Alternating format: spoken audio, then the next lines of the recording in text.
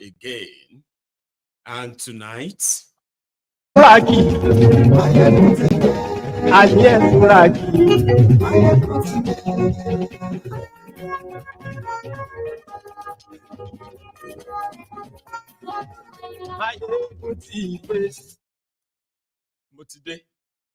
so thank you so much for joining me again. And tonight, we are having what is called the People's Parliament. Now, that is, if you have not really witnessed that before, well, if this is your first time, okay? So the People's Parliament is where the viewers, you, can actually come on, not just picking up your phone to call in and express your views. If you want to put face beside that name, that voice, People's Parliament is quite a good place for you, in which you too can be on this screen, right?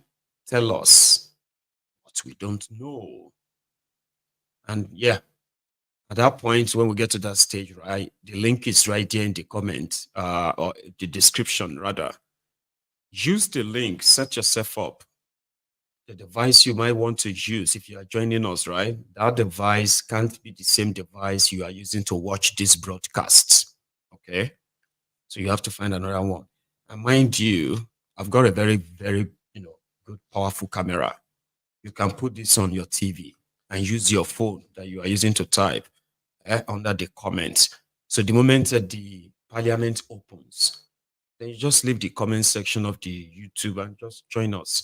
The link is there. Set it up. When you are joining us, please don't join us from your bedroom. Don't join us where you have no clothing on because you are in your bed, you're about to sleep. Please don't. And please don't join us if you know that you're not going to put your camera on. Don't send the link at all. And for those of us who might be interested, right, I will repost the link in the comments. Use it if you want to.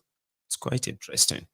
And I advise a lot of us who might want to be part of it to join early. Don't wait till it's about half an hour to go. And about 10 people still on the screen. Then you start rushing in because, oh yeah, I remember what I wanted to say. It's a tough one. And I always give, kudos to everybody that manages to come on the screen, when you know who you are dealing with, right? But the ritual is this, okay? I will get us into the entire program, okay? I'll tell you, give you some catch up. Interesting happenings, interesting stuff's happening in the contraption. Rejig your memory of some of them too, possibly. You would have something to share with us. So when you join us, you're going to have 5 minutes. And that 5 minutes is for you to tell us what you have to say. And what you want to say could be anything, right? But let's start with this. Nigeria is where we're going to start from this evening. Thank you so much for joining me once again. So let's get down to it. Okay.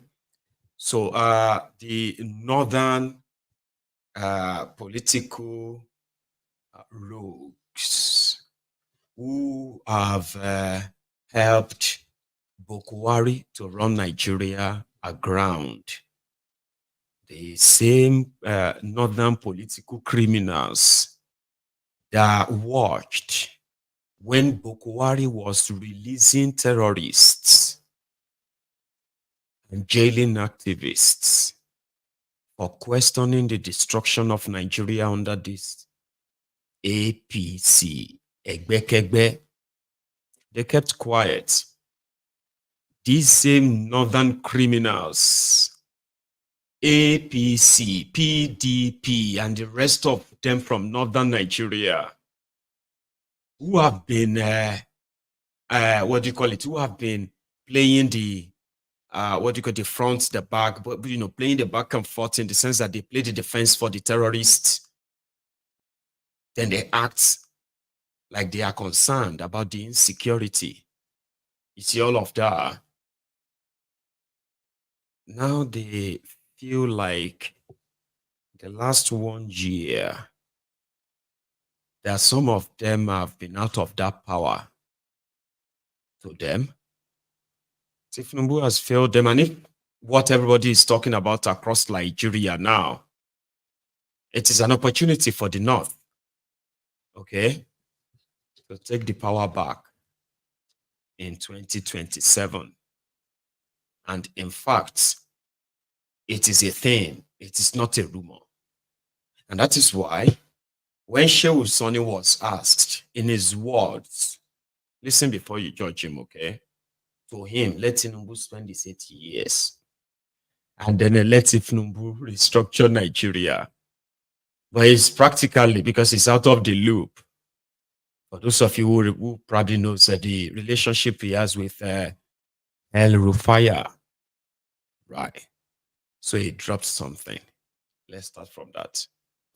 Well, Nigerian northern political class are part of the Nigeria's ruling political elite, but their own peculiar characteristics has to do with the fact that, for the fact that the North has been behind in a number of indices of development, there should have been a concerted effort in terms of bringing development to that part of the country. But look at what we are having now.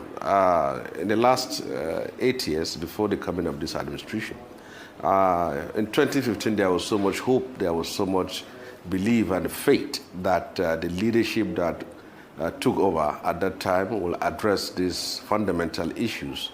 But it was not. Today, the states in the Northwest are facing serious problems of banditry, kidnapping, and killings by all sorts of violent groups. In the Northeast, the Boko Haram, the ISIS, and other terrorist groups are still holding sway. Despite the fact that not only the North has been in power from 2015 to 2023, but major organs of government were headed by people from that region, and they have not actually used it for development. So now, to the fact that someone from the South has taken over, there appears to be an organized attempt for them to resurrect their power base and see how they can return to power. So power should be of use to the masses, to the telecoms in the North. Power should address their poverty, should address their insecurities, should address the issues of development, and not power should be used to enrich an insignificant few who simply are parasitic on the economy of the country. This brings the need for the present administration to go ahead with the issue of restructuring, which I believe will be another systemic opportunity for Nigerians to address their problems of underdevelopment, and for the North to come back home and see what it can do with its resources to address the problem that it is facing for more than a... Well, so that's part of his own Jean. He has a stone to grind with those he called the ruling class or ruling elite from northern Nigeria, who are now acting like a fish out of water, and they feel like they're going to die without power. So to him, the power that they the power they claim that they have the capacity or ability to wield or give and take in Nigeria is not actually for the talakawas, the poor in northern Nigeria. Northern Nigeria have seen worse. Whatever Nigeria is facing or reported another, it is worse in northern Nigeria. So how could you people who left the same power just a year ago started conspiring again to take it back? Because they still have that delusion that northern Nigeria is so big, so populated, that it determines who will become president in Nigeria. Listen to this one. If Nigeria was a real country, right? And I'm not trying to kind of sound more or less like to sound patronizing. If Nigeria was a real country, southern Nigeria will rule Nigeria in perpetuity. Yeah, you heard me right. You know, the fake population of northern Nigeria. You know why they will never allow any proper counting at all? The reason is because the colonialists, they have structured Nigeria political space in a way that it will be controlled by this ruling class from northern Nigeria, mainly the Fulanis, right? So it is believed that whenever you want to allocate figures about anything in Nigeria, you must always make sure that the northern Nigeria is always have the edge. A lot of people will be like, they don't understand how is that even possible. Don't pretend. Everything in Nigeria has always been about assumption and exaggeration, though. So when they talk about, and the reason why they have to put it that way is this: politically, it is powerful. When you say you are you are the highest in the country, no proof. That means you are going to need more states, more local governments, more reps, more senators, more federal appointments, more federal jobs, more and more and more in everything. It doesn't matter if they are not qualified. It has to be implemented.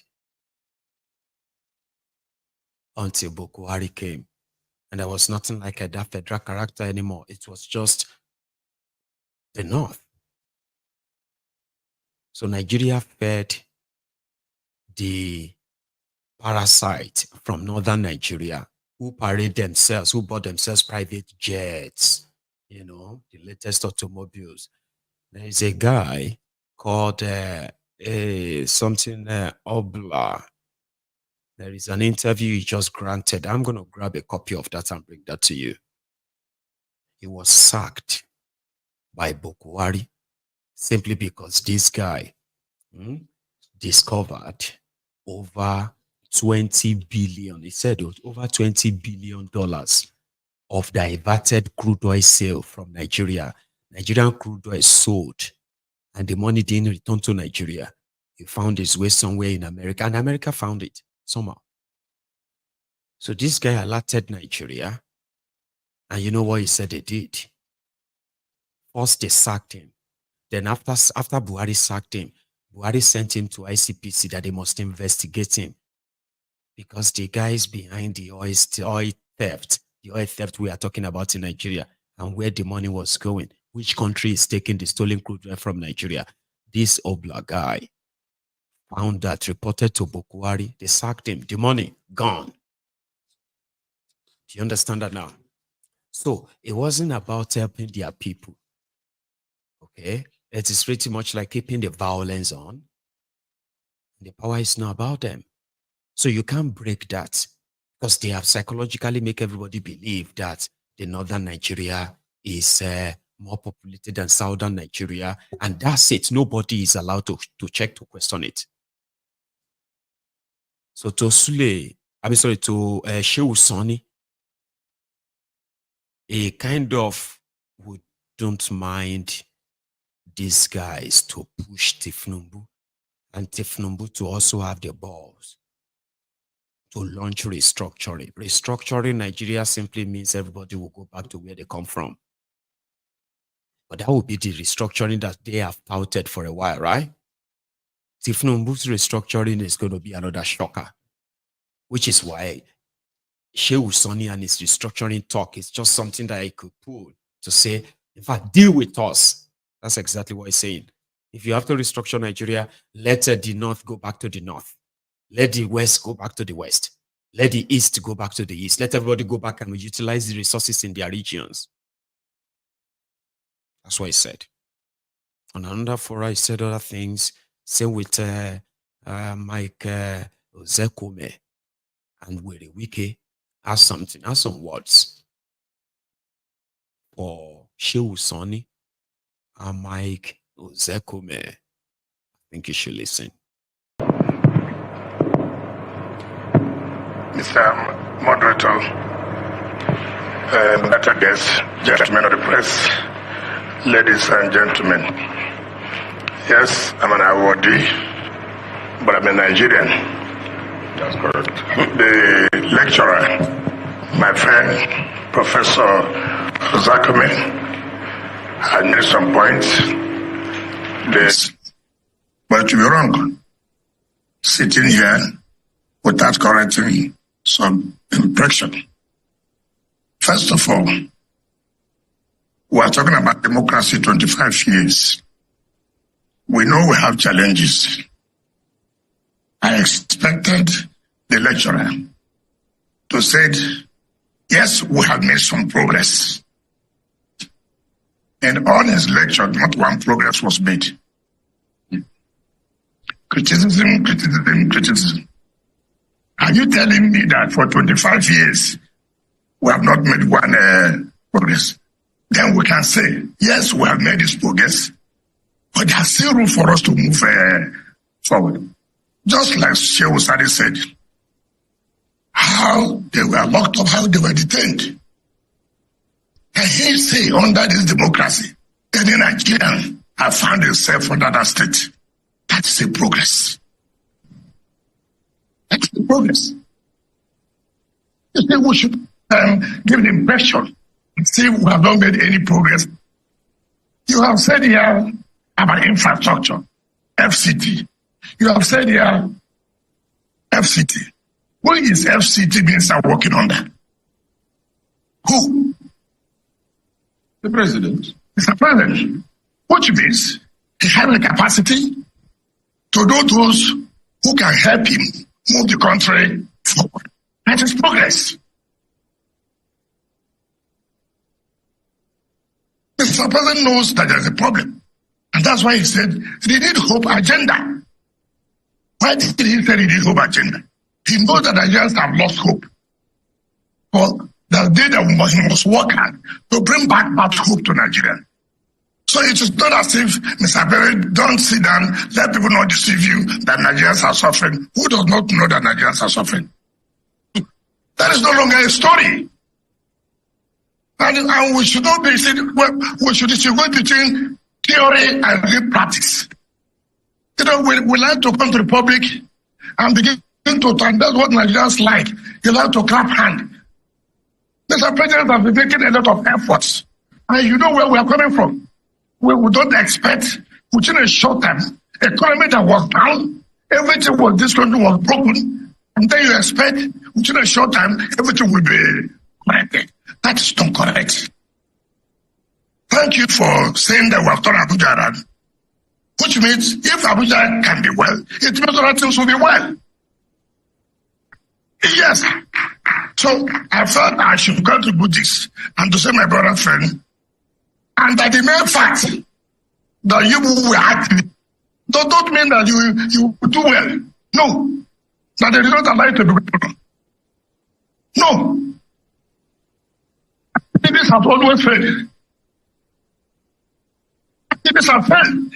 We have seen activists that were given appointments, and yet they failed. When you were in Senate, how did we perform? What was our performance as senators?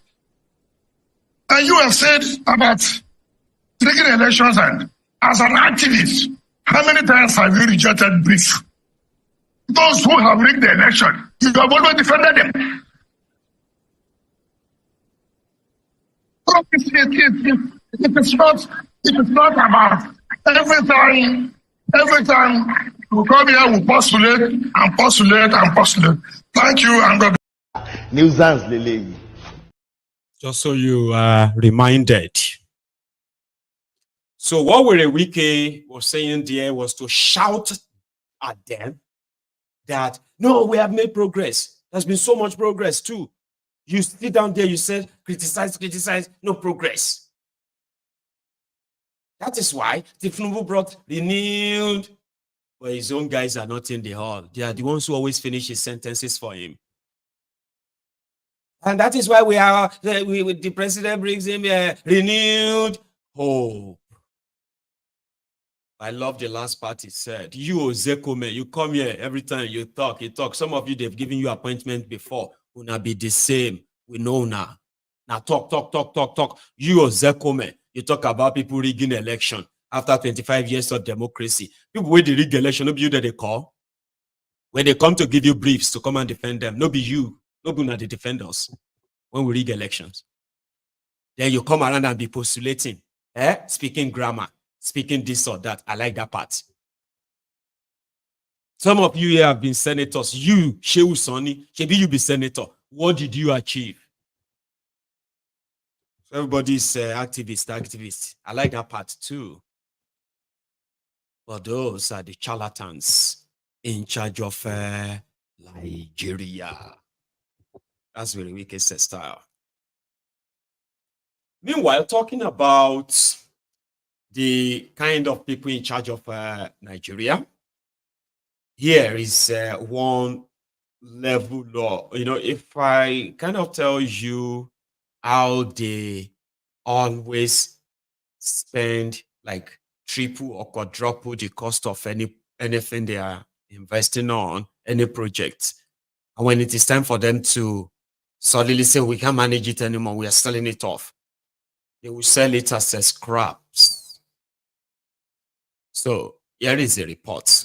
No report. It was actually a conversation around an investigation around the disappeared $1.2 million in the Ministry of Aviation.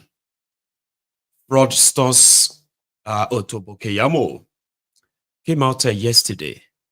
When was that day I was telling you that we have the intelligence report too, that not only that the criminals who are sponsoring terrorists in Nigeria are mainly those in government.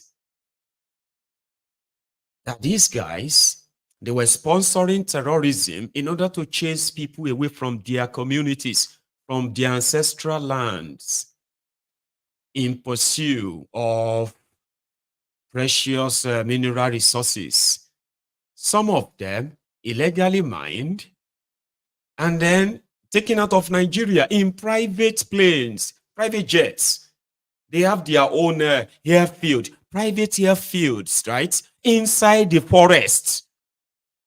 Some of them in the open field, open deserts, private airfields built by governors, senators. I'm talking about individuals building theirs because that's how they are smuggling things out. I didn't know about that of drug until fraudster Otobokeyamo came out today. Yeah, today. And he said, they've just discovered that some of these private jets owners in Nigeria, they have been using their private jets to smuggle, to traffic. Smuggle is when you hide something. This one is like loading the aircraft, loading private jets with mineral resources that they stole from Nigeria. And boom, out of Nigeria, turn off the transponder.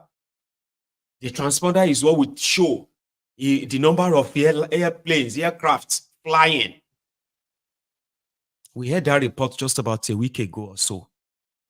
Now, Otobokeyamo has come out to say they are using their private jet to smuggle cocaines, to traffic cocaines, to launder money.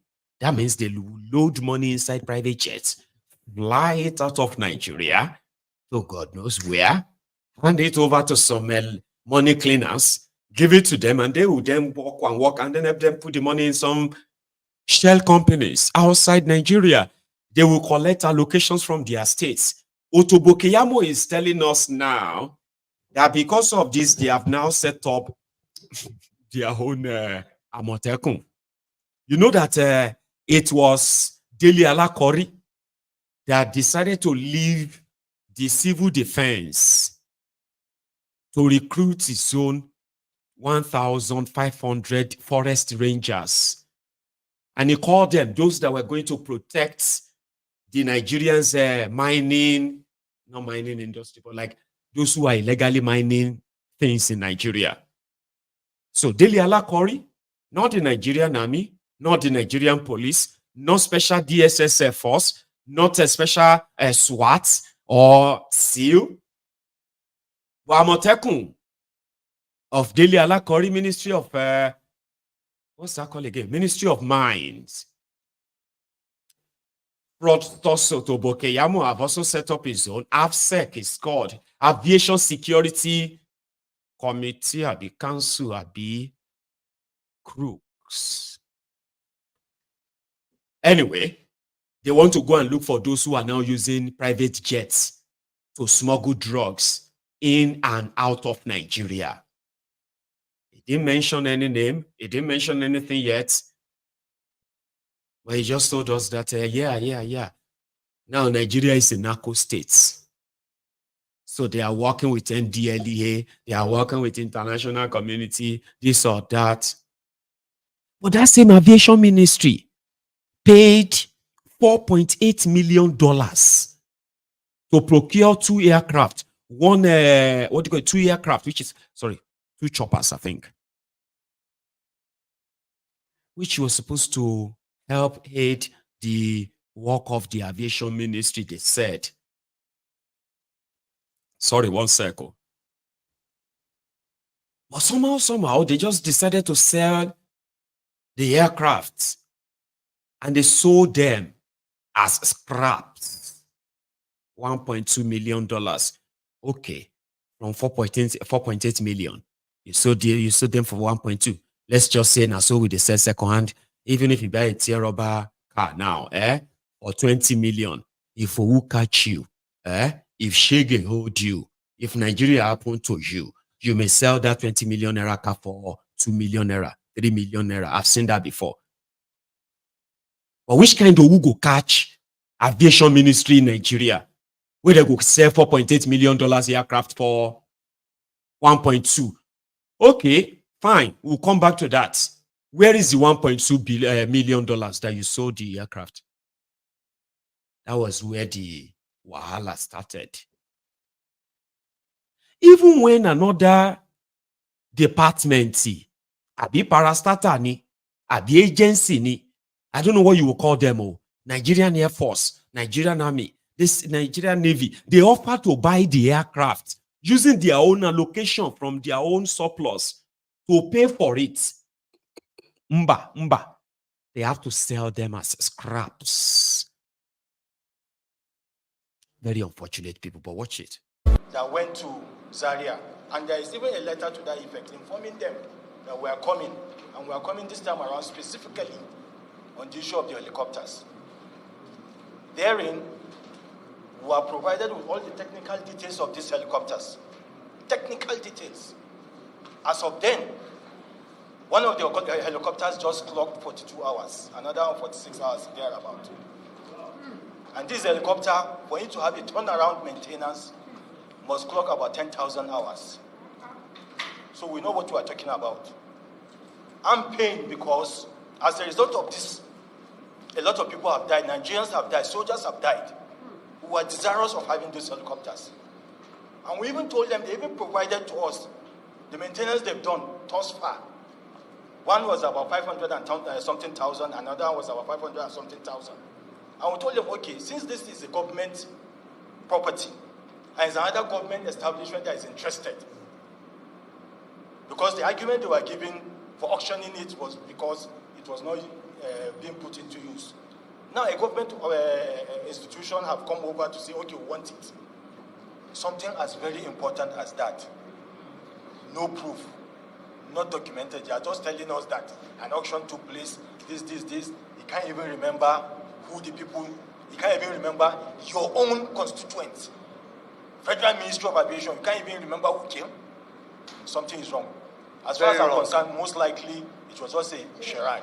Said the auction of the 2 helicopters was conducted successfully on the 24th of May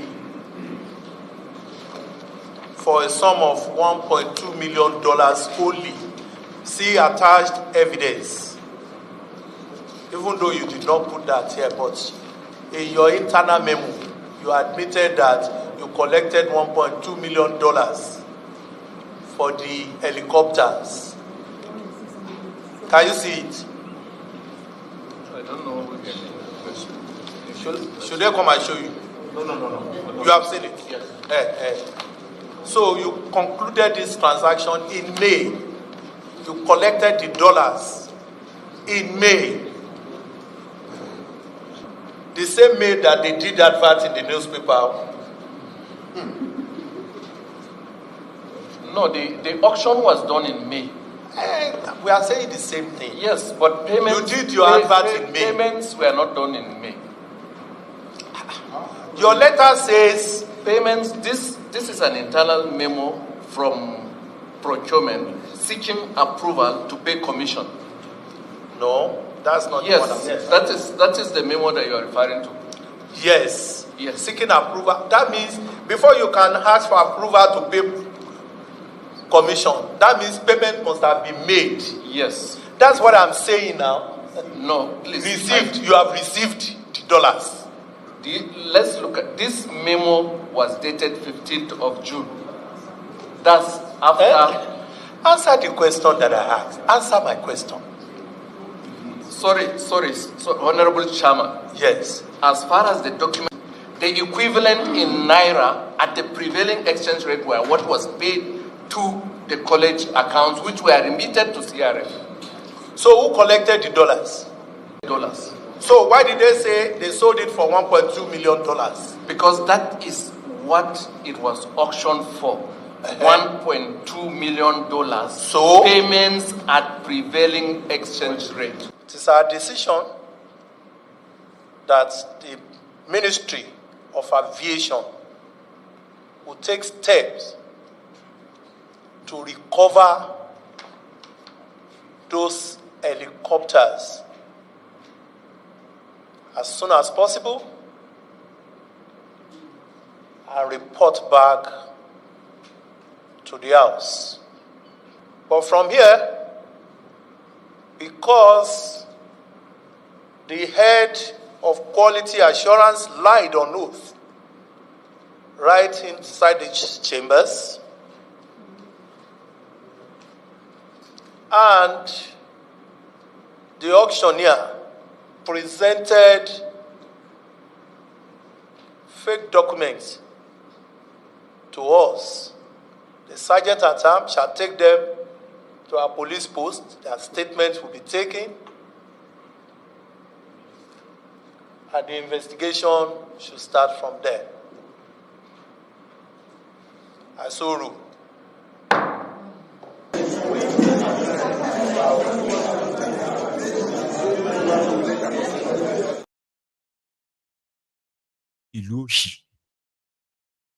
Like, some guys will just sell helicopters, 2 helicopters, and then they will do the documentation so fake. And then they just tell everyone, yeah, it's sold. We collected the exchange rate in Naira. So the helicopters was advertised in dollars, $1.2 million. So, but they collected Naira equivalent based on the exchange rate of that time. That's where the corruption is, right? Nobody saw the auctioning. Nobody saw the buyers. 2 helicopters just disappeared. And now, where is the proof that you paid the money into the account of the aviation college? No proof. At the helicopters, at the owo, everything just disappeared. Imagine, you audacity won't concept. Like, imagine me just coming back and say, I'm a helicopters. I've got 2 helicopters. Like, what do you go do with 2 helicopters? They use Nigeria money to buy 2 brand new helicopters for aviation ministry. Then they sold them as scraps because they are not using them. They are just there wasting. They said before you can run a check, like do the servicing of your this, has to have like a 10,000 miles or something. This one has about a 6,000. That means they bought fresh, brand new helicopters, 2 brand new helicopters with your money. Kept them somewhere. Maybe once in a while, the ministers were using them and all of that. Almost they sold them in May. But last month, you know, Nigeria will make it. No, not with these rogues. How Nigeria want to do them? How? Can you start 2 helicopters? Like a 2 shirts or 2 trousers or 2 shoes, 2 pair of shoes, sneakers. Tell them like that. People no go notice. Oh, salam, they no go notice. 2 helicopters. Nigeria, when they disappear. And you are here, you are telling me that I have strong hope. I have strong hope. Baba, malaria alone is hope. It's pure malaria. You mentioned malaria young weary. You never see them before. Akwaiba, don't worry, majority. Those of you who are thinking you have this year Nigeria get chance. How? All these ones you are hearing, they are the ones that comes to the public. Those that didn't come to public, if you hear some of them, you just wonder, how is this place still existing? How? Huh? I think this is why these guys are so kind of tired. We are tired. Nothing but revolution. Everybody should come out. Stop being afraid. When you want to come out, they say army. Which army? What would they do? Anybody that want to die, let him die. People are already dying. So why are you being afraid? If I would die for Nigerians, so good, fine, good and fine. Let us come out. Let us come out. But Nigerians are too fear that the revolution will change Nigeria for good. Revolution. It will change Nigeria for good, where our people will come out and begin to fight. Where our people will come out and begin to fight for their right, begin to ask questions. We don't live in religion, because these people, they work in pari passu with our religious these politicians. When they come, they run to the church will run to them, and we become their meat. You understand? Yeah. So anybody who is telling you pray for Nigeria, that person is antichrist, because you don't pray for something that is not existent. Nigeria is something that is... All the politicians, all those big politicians, they should bring them and slay them. They should kill all of them. That's how we hold them accountable. Because we are killing them. Yes, they should bring our money, let them die. Okay. They have no use to Nigeria. People are saying this Tinubu better pass... I said nothing, all of them. All of them, they should bring all of them and kill them. They are of no use to Nigeria. Revolution should take place in Nigeria. You are calling that thing that happened to Ghana, let it happen to Nigeria. All right, thank you. Thank you, Auntie. Everybody is struggling now. Is okay. Once you get the political power, you have the economy, you can control the economy. So it's not for the interest of the masses? It's not for the interest of the masses. No, it's not for the interest of the state, because himself, he made it abundantly clear in one of his clips. In a situation or in Nigeria where one man will take money or will embezzle Nigerian money and bury it on the ground, just think of it. You know that there's nothing we have nothing to offer in this country.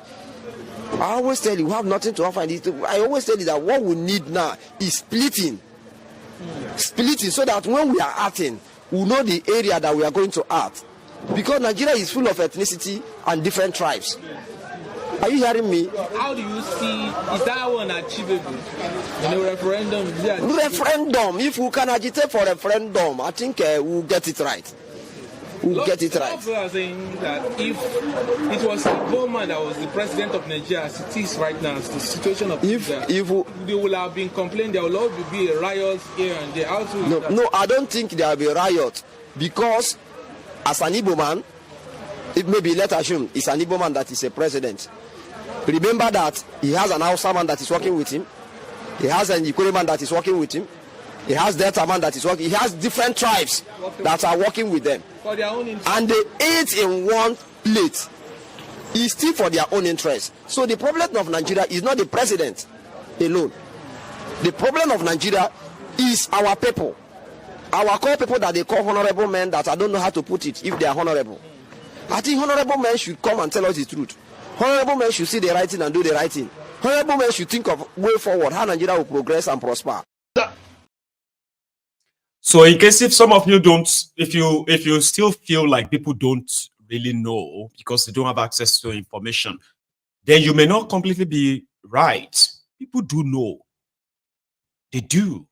I mean, those that should, they do. It's just that they haven't reached that critical mass yet. Some of them are asking for referendum. Others are asking for revolution. Others are saying, let's kill them. Bring them out and kill them. That simply means millions of people, excuse me, that means millions of people feel that way. They just haven't seen the spark yet. I would like to feel sorry for these criminals of what is going to happen to them, their children, and everybody associated with them once that boom, ignition happened.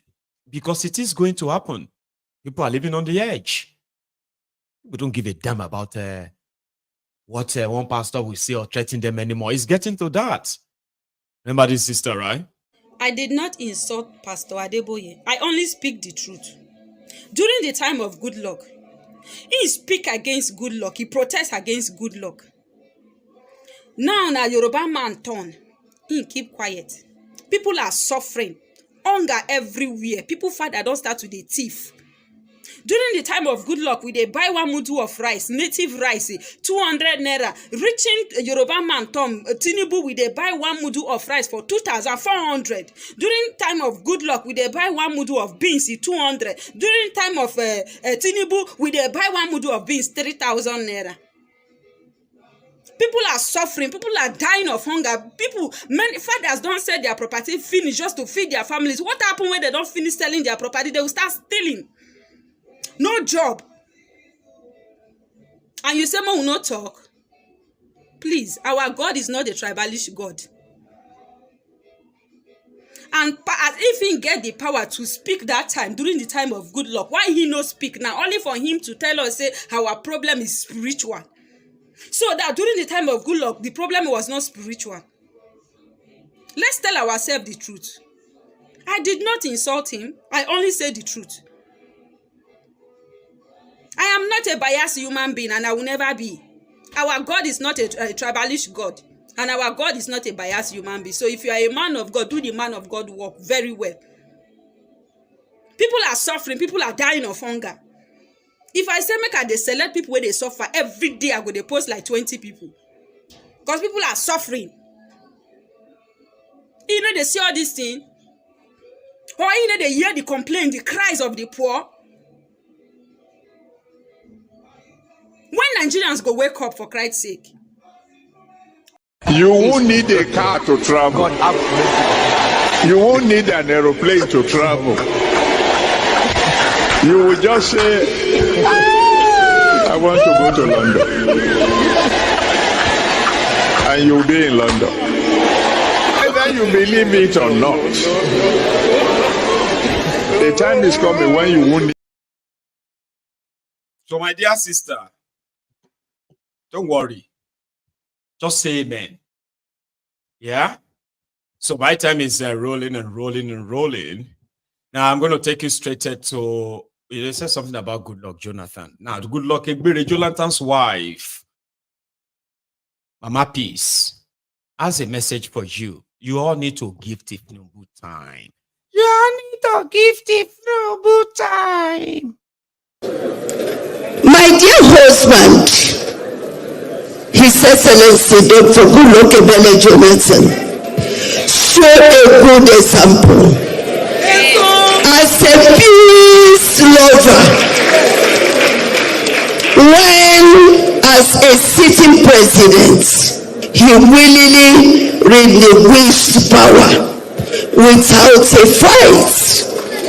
After losing the presidential election in 2015, today he is a reference point all over the world as a man who loves peace and pursues it in earnest. We must talk of peace. Where there is no peace, no development. Where there is no peace, nobody can live there. Please, please, please, I'm kneeling down for you. We need peace. I'm on the floor. We need peace. When we failed election, I was still with him It's my husband. We were together. We are in the room when we were told you have lost. I did not whisper to him that we must say because we will share blood. Innocent people will die. And who will be the person we don't know? It might be you, it might be me, it might be my brother, it might be my sister. We don't need anybody to die. We are brothers and sisters. We are one country. Nobody. Che, help us, help us. There is God. There is God, God, God, God, God, God, God. God should descend, today God will descend here. Nigerian women will not cry in vain. Nigerian women will not cry in vain. This thing will end today. My sisters, if your child lost, will you stay and keep quiet? Will you people stay and keep quiet? The president now is calling you, come, I want to help you. You don't want to appear. Will you agree? No. Now the first lady is calling you, come, I want to help you. Come to find your child, your missing child. Will you keep quiet? No. Child, there is God, oh. There is God, oh. The bloods we are sharing, there is God, oh. There is God, oh. There is God, oh. There is God, oh. There is God, oh. There is God.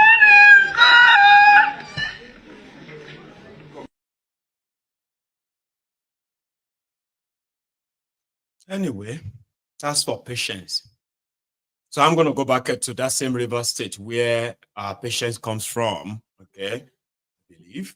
So Patience said Jonathan, who brought in Werewike, has now been dragged in the mud by Werewike and many others that Werewike now considers as enemies. That's not the point. Werewike himself is now being dragged by his own godson, Ubara. The report is that the police are taking over the local government areas of Rivers State, not all of them. So these guys who got selected as caretaker chairman for Ikwere, yeah, where this guy, I don't CK, or what's that man's name? That guy that is always talking and bragging that he is still the chairman. They appointed somebody else as the caretaker there. And to show workings, the first announcement he made was to appoint 600 special advisors, personal advisors, and in his words, it is to make sure that everybody shop. As the governor directed, they must make sure, say, everybody from all camp, everybody shop. So the way everybody will shop is to appoint them as a special advisors to the caretaker chairman. This is the first list I grabbed. You don't have to worry yourself about many of them, okay? These are the supposed young people that the local government will be paying money to. And they are supposed to protect the local government. Ikwere, you see the number? Yes. So, and the guy, to show his, that he's now the chairman, he said, Operation Clean Ikwere local government area.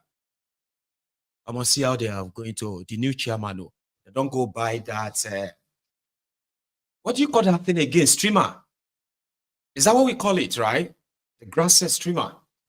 I'll show you. The new caretaker chairman showing workings. Is showing workings. What would you do to flag off operation? Keep the working. I said before, I managed to ensure that our environment is clean. So I just started this morning and I don't all these are kind of But it is popularly said that government alone cannot get this done, and it will need the people to buy into this initiative. How do you intend to ensure that people of Obiakpo buy into this laudable initiative? Well, we're going to form a developmental committee that will cut across the executive works. This committee will liaise with other community leaders on how to keep the government clean. We're also going to take this to all our markets. So we're going to make sure that everyone is clean, so that people do the right thing and stop those who are not going to the unauthorized place in the local government, and ensure that anybody who does that will face the full of the law. Or those who also partner with the River State Local Emergency to also help them evacuate some refugees and the contractor government. So our police will make sure to give us the support. We're not starting and we're going to make progress. And finally, what's your advice to every resident of Obiakpo? Well, both the Indian and I want to assure them that our administration is for everybody and that they should keep to what our doing in our government. All right, thank you. You don't do for your house. I will come back to my house.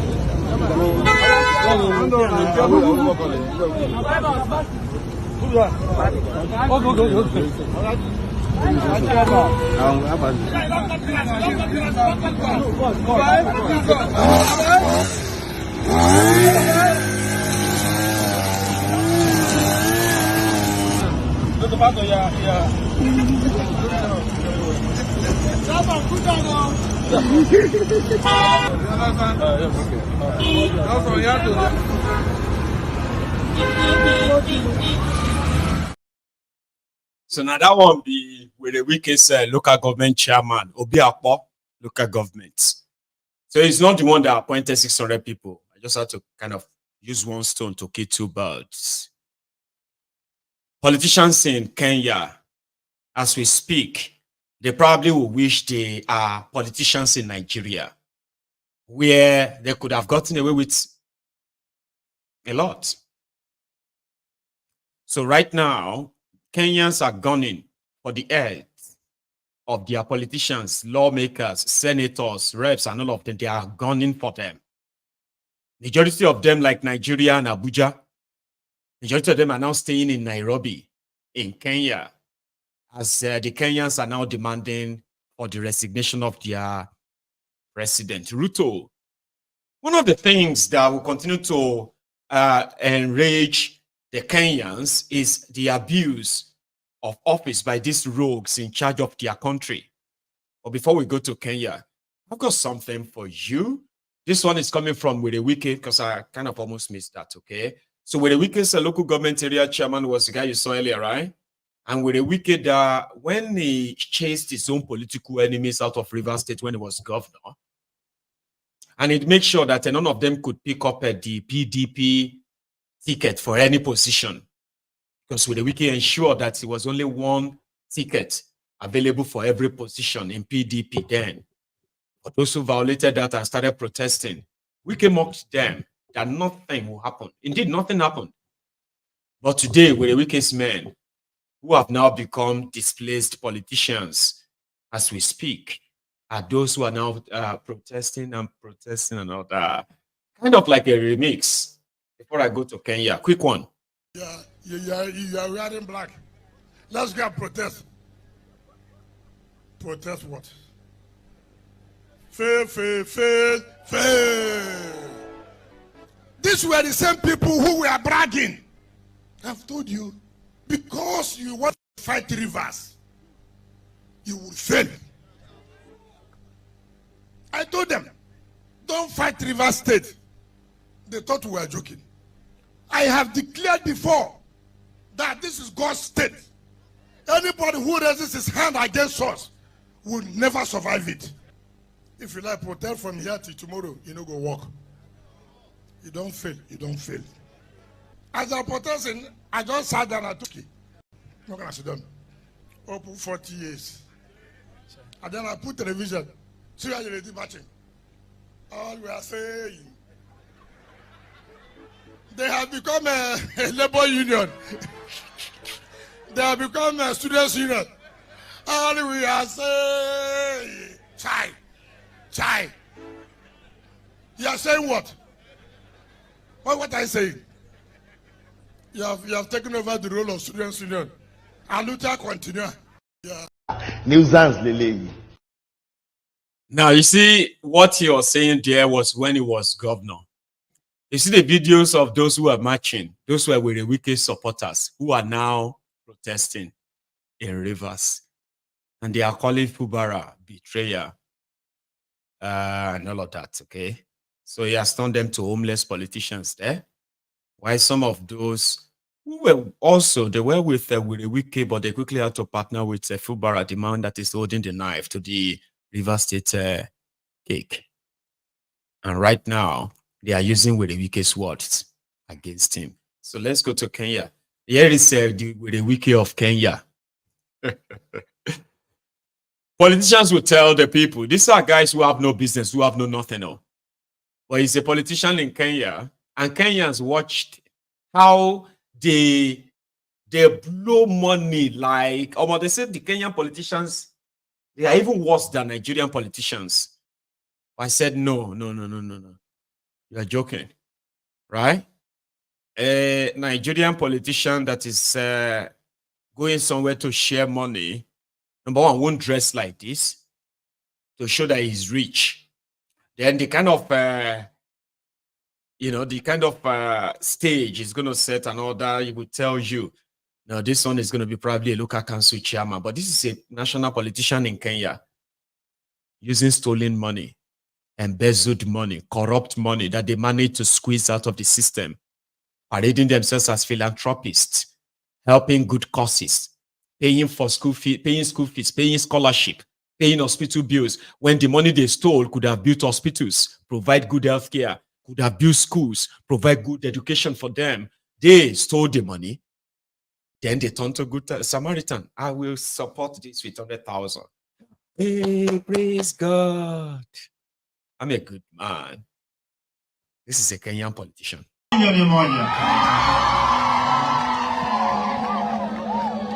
Mkarabati mwenyewe pigia makofi kwanza. Naona kazi ya mkarabati.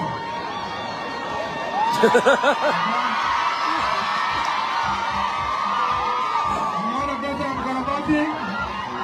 Haya moja.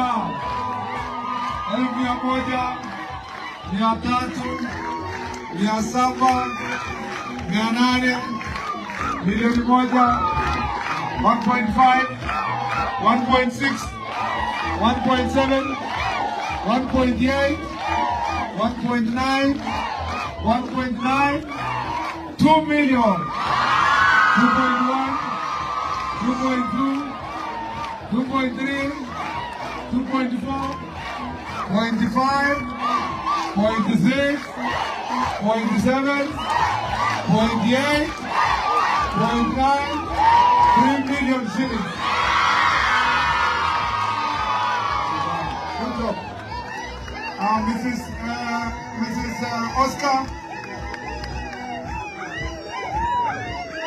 Mrs. Oscar Sudi amesindikisha bwana yake na 100,000 shillings. Na Mrs. Oscar Sudi haijatosha moja.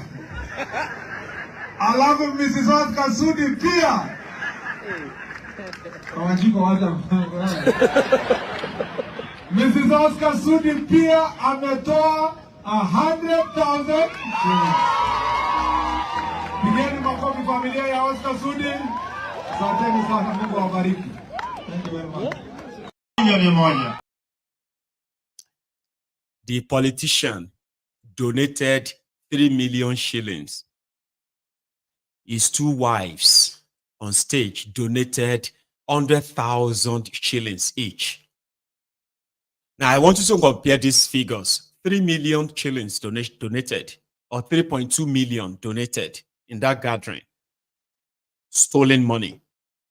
They always come out to tell you, I'm a big businessman. No. It's because he's related, he's connected to Ruto. He's making his money from him. Do you know how much they said they're going to pay Kenyan police or Kenyan army that they sent to Haiti a month? 30,000 shillings for peace mission to Haiti, international mission. Kenyan government collecting, God knows how much they are collecting from the American government that's sponsoring it. Kenyan government will pay each policeman or each soldier that follow them $160. 30,000 shillings. Or is that $260? $260. And a politician who does nothing. Just a politician who is, they have the access to the money. They could give them this contract, they give them that, they have this money, they have that money. Then they go to churches. They go to gatherings. Give them 10 million, 5 million, 20 million, this million, that million. So when people rejected them and they came out, they killed over 150 protesters in Kenya. And right now, from among what happened today, this grandmother asking for her grandson, Ruto must produce my grandson. They killed her grandson. Or her grandson has gone missing since Ruto's army and police invaded Githurai. I think it's called the Githurai. There's an area like that where massacre actually took place. And bodies taken away. Like in Nigeria. Like Lekki Toll Gate, like it was in Aba. Like it was in Obigbo. I don't know if many of you actually knows that the reason why you are watching this Kenya stuff now is this. It wasn't just Bokwari that killed people during NSAS. Werewike killed more than 300 people because of NSAS in Rivers State alone. Werewike orchestrated the mass kidnapping of women from Obigbo in Rivers State, where they took them out of Rivers State for over a year, where they were being raped, assaulted in Suleja prison, Niger State. I don't know how many of you will remember the death or the Obigbo massacre. We called it massacre. Some said they killed over 1,000 people. You know what they did?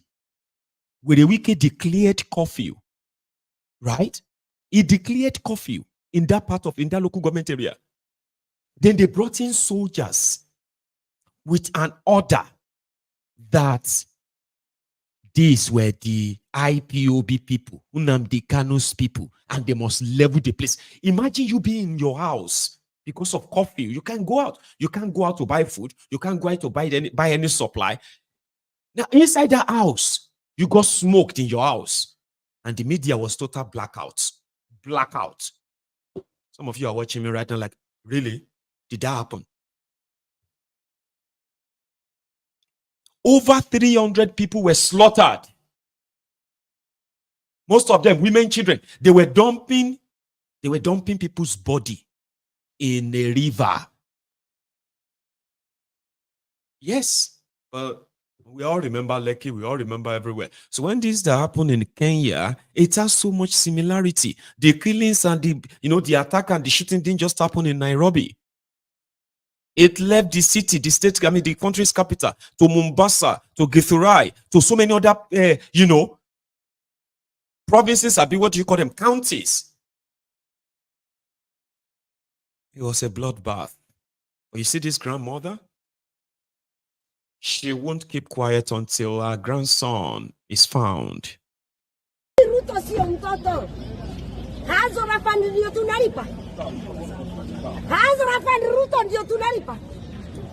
I want my grandson. If not that, Ruto, I'm coming and Yangu State House. And I mean it. Afadhali ungelinua mimi. Sikuwa. I don't know where he is. Kutoka wakati huo Githurai.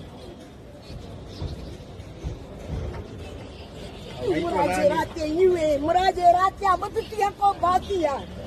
Where is my grandson? La Ruto ndio. Ishmael. 21 years old. Yeah. Why is he? And Ruto ndio alifanya hiyo maneno yote. Ruto utanipatia huyo mtoto ama unipatie wako? Si wako umeficha? nimkose hiyo mochari mnaniambia. Nikaenda kuangaliwa. Wairuto rukinywana. Togeria dashigana. 15 tena ya kutumalizia watoto Ruto. Uko na adabu. Show money 100 times. Anaitwa nani huyo mtoto? Ishmael. Kamau. Ishmael. Ruto alipatia mtoto wangu. Ruto nimekwambia unipatie mtoto wangu. Sina mchezo. Ninakuja State House mguu. Na utanipatia huyo mtoto. Unipiga risasi mara 20. I might not die. Seeking for my grandson. Utatoa wako wanakura. Wetu wanahangaika. Let me tell the truth. Wake wanakura. Wetu wanahangaika. You could not have imagined. Kutoa the amri. Are you chosen or you chose you? Shame on you 100 times. I want my grandson. And I need that boy. Wewe ndio utakuwa kwangu wewe. Utakuwa ukinipatia chakula. Ama ulipe hiyo shule. You have to pay.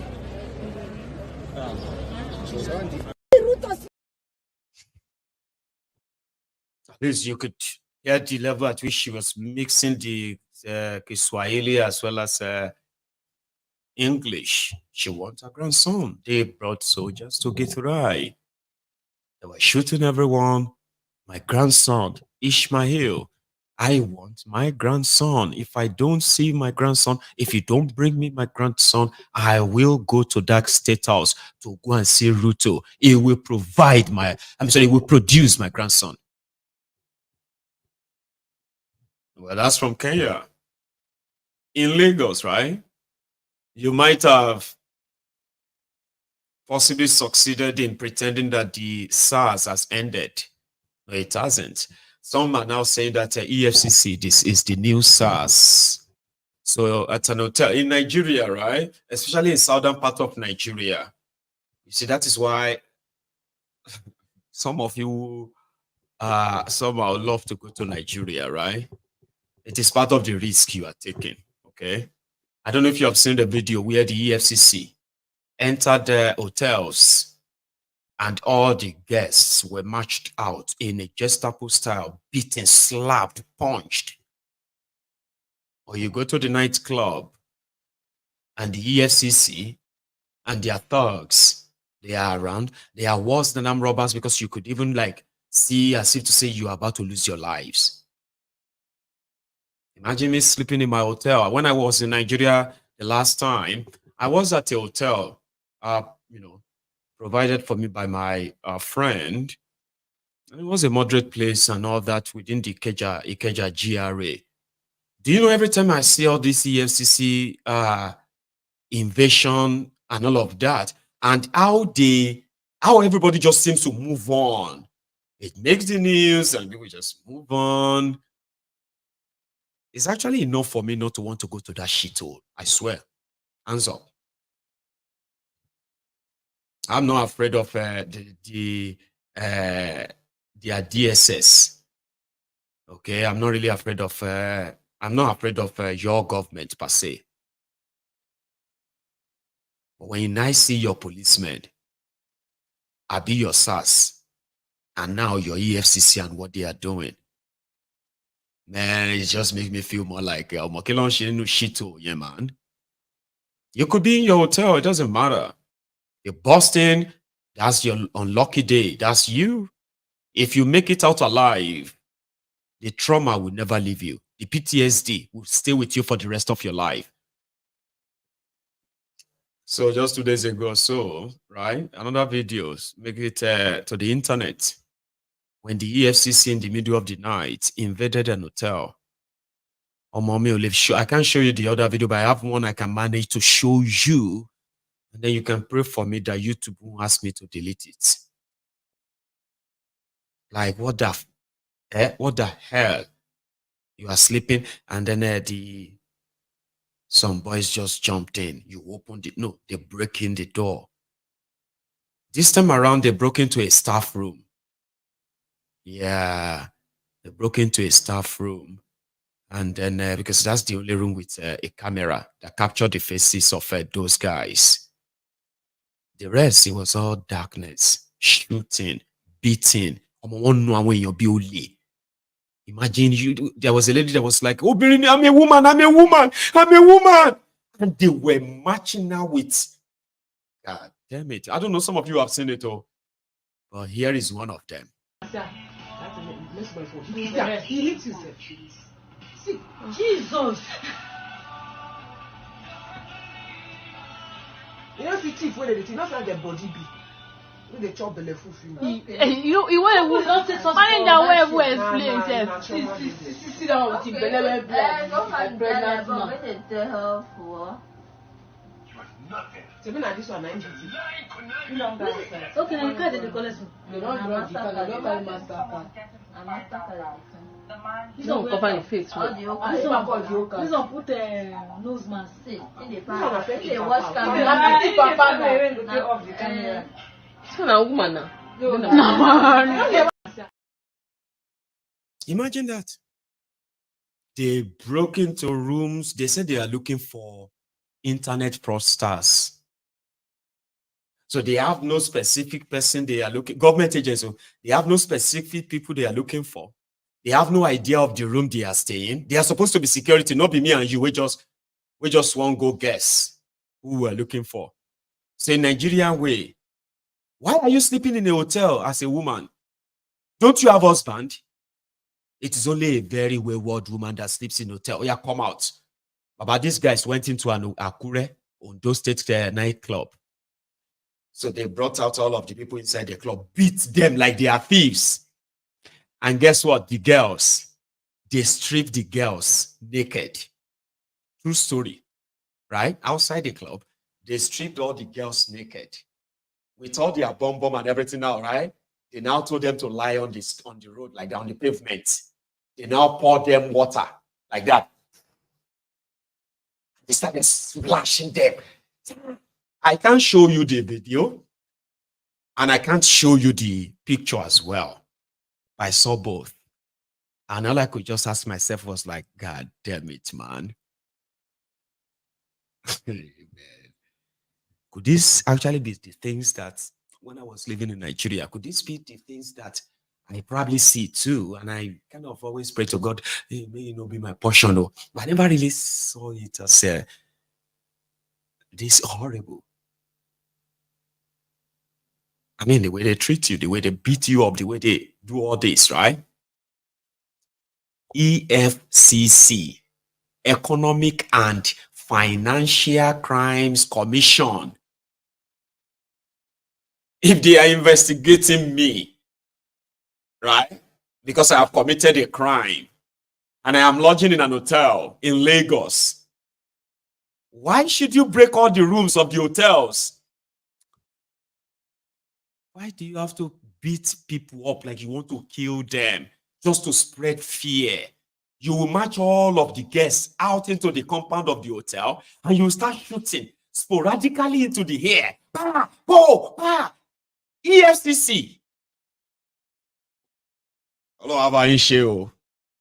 Hello, Abainsheo. God go help Unasha settle amo. You understand? Because what the heck? What in hell? Like security agents who knows who they are looking for, and they have all of their intel straight. There will be who kind of lay their hands on a woman like that? What kind of security agent are you? What kind of training did they give you? That you will burst into a room and you found a lady, and then the first thing that comes to your mind is to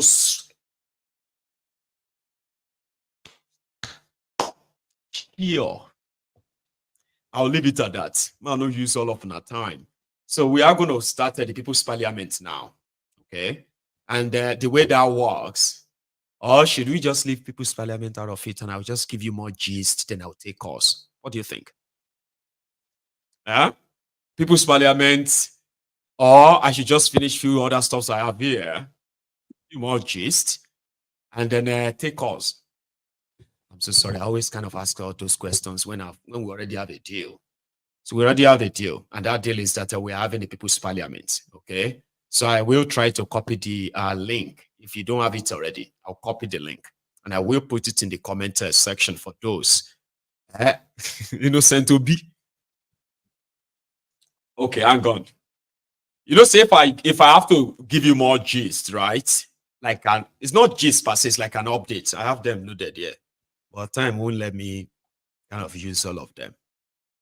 I still have like maybe 2 or so. We can just, I'll just leave it on, and then see, people don't want any distraction. Okay, so that means we are not having the People's Parliament now. So it's just gonna have to be phone calls. Yeah, you cool with that?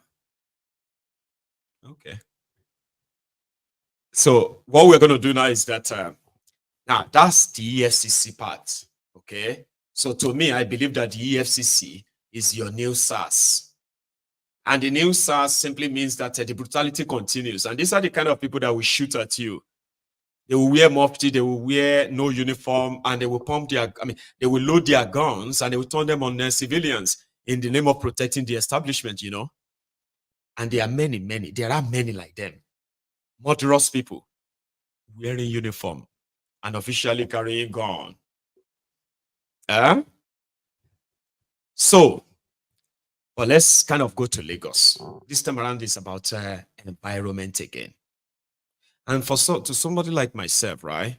I do believe that every information really counts, okay? Especially for those who have properties in Lagos. News like this help you to understand what are they doing around you and what could suddenly just pop up in case, if anything, we have to pop up, right? So yes, we won't have the People's Parliament, and people have said that maybe we should move it to some other time. Okay, that's my fault. Normally, I shouldn't have spent this long time. I should have just give you like maybe 1 or 2 cheers, blah blah blah, get you in the mood, and then get everybody on. Or we can have it some other time. Okay, but we will take calls. Yeah, we will take calls. So in Lagos, right? Where this guy who has been in charge of the environment, the guy in charge of demolitions and the rest of that, they are battling with flooding, and he's doing his he's doing his best to kind of bring more awareness to why a lot of people have their own contribution. They contributed to the perennial flooding that they are facing in Lagos, and how it's not just about people building on the channel like they want you to believe. It is more. It is showing why these things are not. Why this infrastructure, so to say, right? Why they are not functional. Okay, don't let me put it that way. I think it's showing to us why or how people are the cause of flooding in Lagos. I think I'll frame it that way. That's better. So this guy is trying to show to us that people are responsible for most of these things. But me, when I was seeing the videos, right, I was seeing government incompetency. Yeah, seeing incompetency that mostly is caused by corruption. I have seen many videos of the protests in Kenya. Kenya, like any other place in the world, they have their own shanties too. They have their slums, Kenyan slums and all of that, no doubt. But when I was monitoring all their protests, day, noon, night, they always had light. There was light, there was electricity. Even in some of the shanty towns, where people were protesting, I saw electricity. I'm not sure if Kenya has 24 hours electricity or not. So, well, if you are a Nigerian living in Kenya, there must be something different from Kenya and Nigeria that will make you feel like, no, I'd rather be here. Because if the place is worse than Nigeria, you won't be there, would you? I'm just saying. So I've seen that. And I've seen it also that their roads, their streets were clean. Again, don't get me wrong. Okay? This could be just like the Nairobi, you will say, Abi. But I'm talking about other areas now. Where I have seen their protests, and I'm like, oh, that's not bad. But you see, what I have seen in Lagos is this. Lagos has been so mismanaged, so looted, that they have barely nothing left for main infrastructural improvement. So to entice the people, so they could tell you, we are doing this monorail, or we are doing that blue rail, and we are doing that or another that could take years. Or critical infrastructures for real. Something that shows that you are actually building a city. Something that shows that you are actually building a state. Good sewage system, so that if you flush your toilet in your houses, it just goes straight into one sewage system from the city. And then the whole thing is so well connected that, well, yeah, open defecation would not be a thing. Then when you now look at Lagos being like surrounded by water, simply means that the Lagos criminals should have invested more in building deeper drainages. See, when I say deeper drainages, it simply means that it is time for Lagos to be done with the money they have. It is time to be so done with open drainages that are filled with plastic bags, pure water bags, and all of those things are blocked away. But that guy wanted us to kind of see it differently. Oh, the people are always this or that. No. Before I was born, there were few burning refuse dump sites in Lagos. I was born in Lagos. I'm a Lagosian too, even though I'm a Ijebu man. So he says Sanwo-Iku. Sanwo-Iku is also from Ijebu. And a bit closer than Ekiti. Ekiti, where Fashola was from. Abi Ragbiji, where Thiefnubu is from. Or the same Ekiti. You know what I mean now? Like everybody knows, say, if we have to say where we come from, majority of those guys in charge of Lagos are not from Lagos. No doubt, but yeah, they grew up in Lagos, or some of them were born in Lagos, like myself. You will say.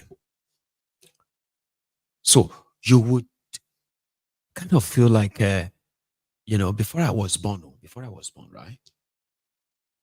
They have this burning refuse dump site open. Air pollution, people. Before I was born, I'm 40 now, right? 40 years old. And some of those who were born after me, myself, they are still seeing them. If you go to Olushosun, if you go to Ojota, right? Once the Olushosun's dump sites and smoke burning, it's always been burning. For decades, in the city that used to be the capital of Nigeria. Now, if you go there today, it is still there. A lot of people who have lived most of their lives around the area, they've suffered different health problems, so to say. And they will probably never even think, oh, it was because I actually breathed in the burning plastic. Oh, I've been smelling the burning air, So it's always been like that. So there's no refuse collection system that is really dependable.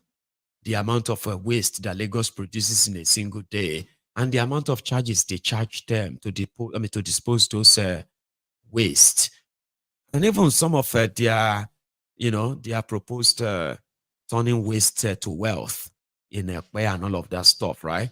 They still couldn't really keep Lagos clean, not even 5% of it. Because there is no real will, nothing. Okay?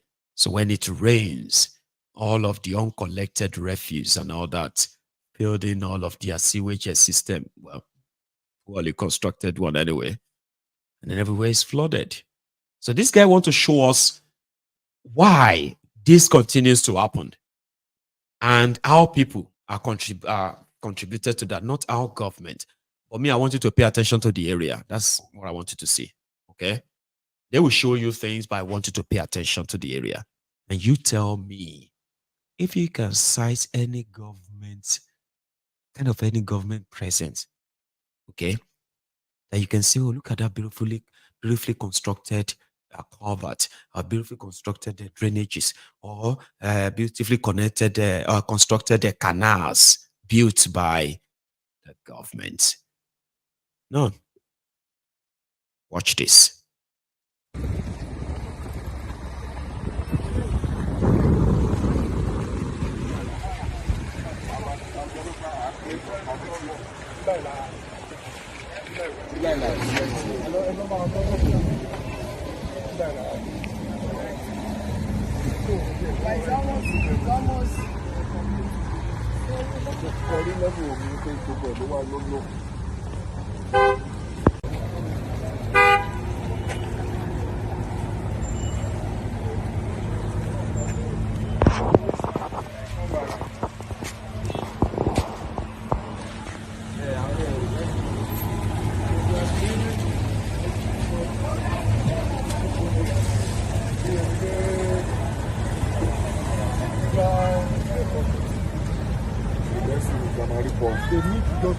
I'm a rip-off site for our state collector.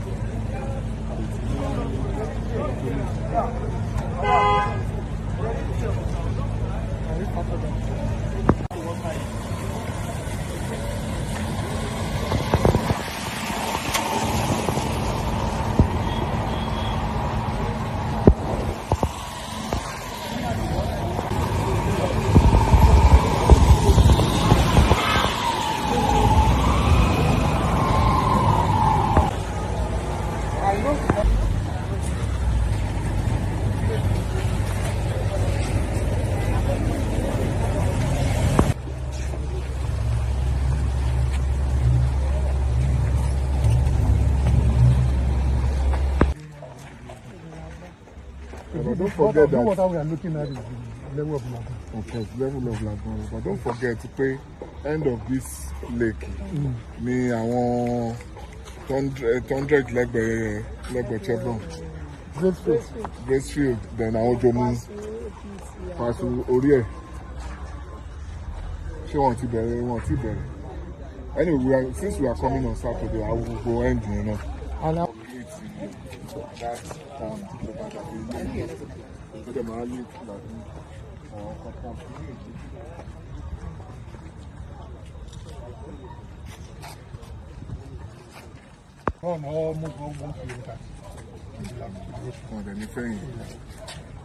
so we now raise our raise the drain is okay, and gravity.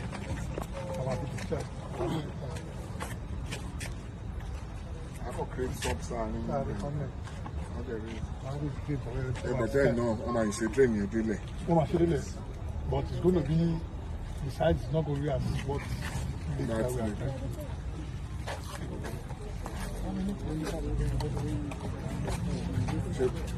The lake is about 3 kilometers. So the lagoon is about 1 kilometer. They are now, reclamation. But they are still going another 1 kilometer.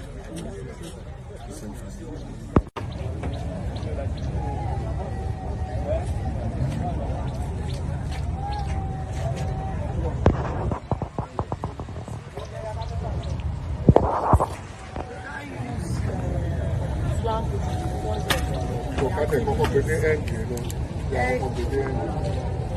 get what I'm saying? From here up to the community sink there, and China flow. And machine will be sent there. We need to go through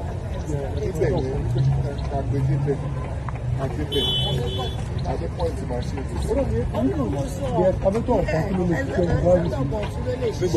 Yes. For line one, line can you don't?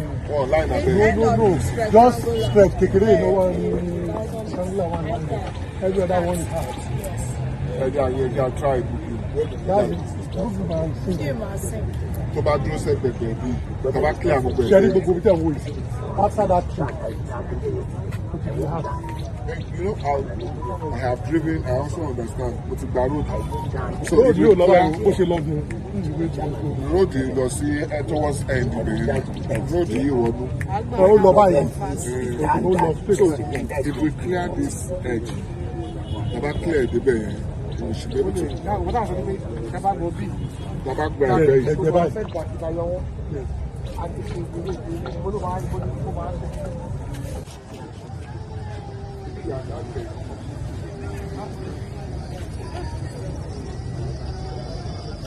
I was there. I moved down from here down to the extreme end. The problem from here down to the extreme end with the boats. The problem is not from here alone. The place where the junction to that conservation, that is where the water blocks. So that place needs to use. Okay, we've said about it this point concerning conservation. They never the people with this.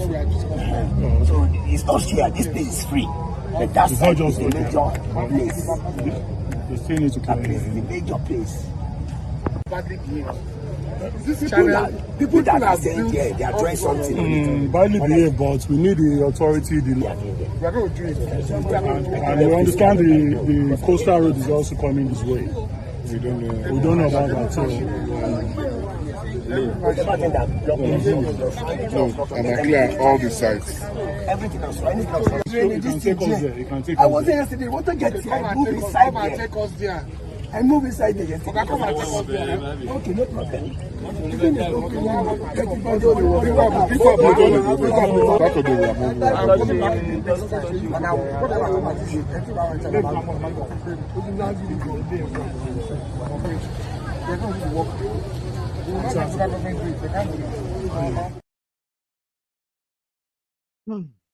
You see all those the water channel, as well as that landlord that they were asking him, why didn't you extend your drainage down there?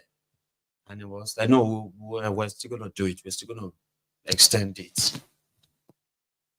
Your thought was like, why is he not there with an engineer? If they actually have something to do other than just that show off, that's, but me, I like the show off. It gives me the opportunity to see around. Right? Yeah, to see around and be like, that should be a trillion-naira state. Yeah, Lagos is like a trillion-naira or 2 trillion-naira state a year. Turning things around shouldn't be that difficult or hard. All right? But it is good for me to show it back to you. Their lies. Like, oh yeah, they told you this is, oh, we are this or that now. When we have a chance of looking at it, we're like, no, you are not what you said you are. No, you are not. So let that guy take them to the end of that water. Let's go see something. Then that guy also says something too. Let's go back. Okay, thank you. On Tuesday, we had a back-to-back like 48 hours rainfall. And we had some incidents reported around the Lekki corridor.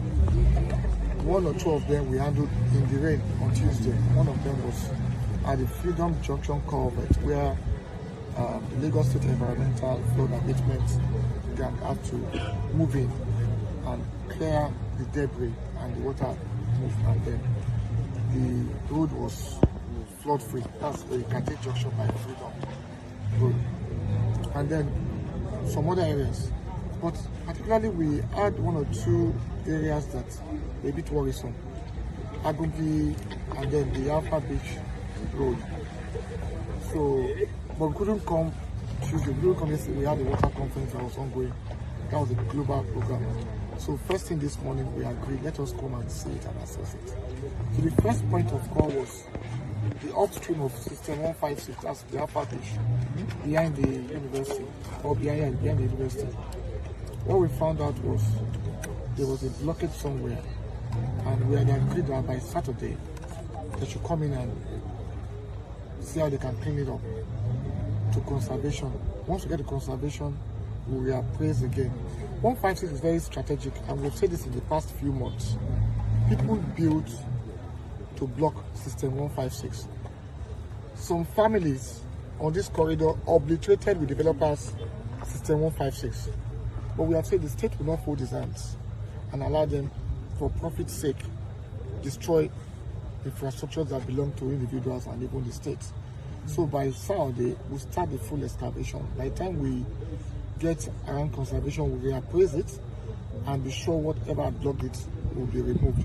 And from there, we came into Ajiro, appraised the canal on that corridor by the regional road.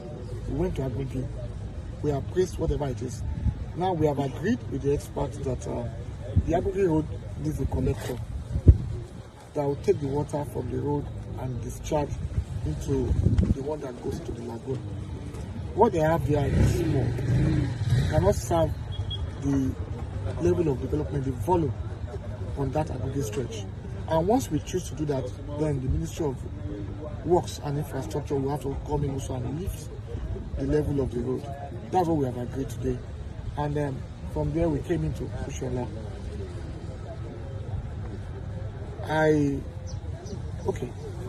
10 years ago, where we standing was a lagoon.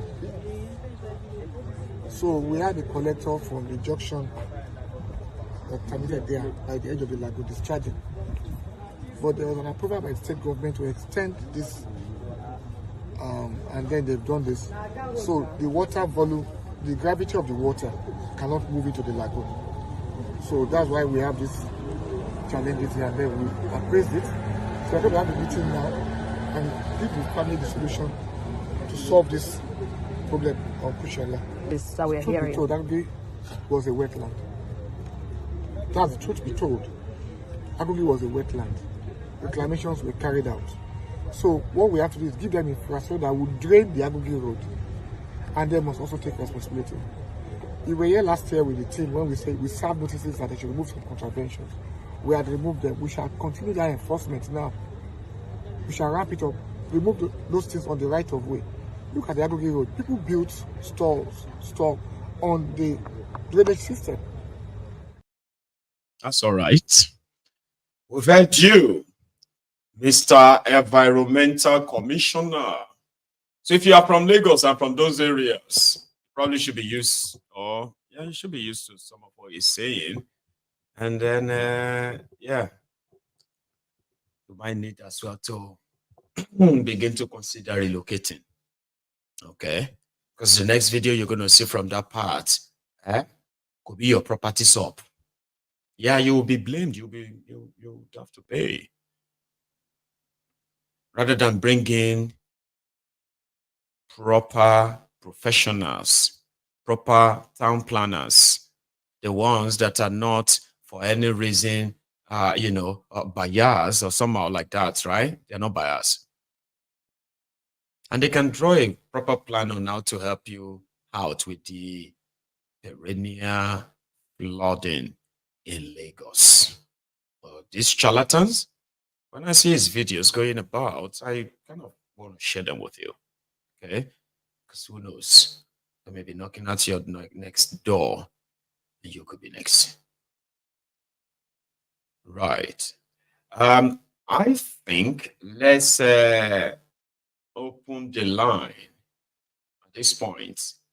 So what you can say for the People's Parliament, I had about 3 people waiting earlier, so I think they heard us that we're not going to do the People's Parliament anymore, so we'll just take calls tonight. I will leave that to you, okay?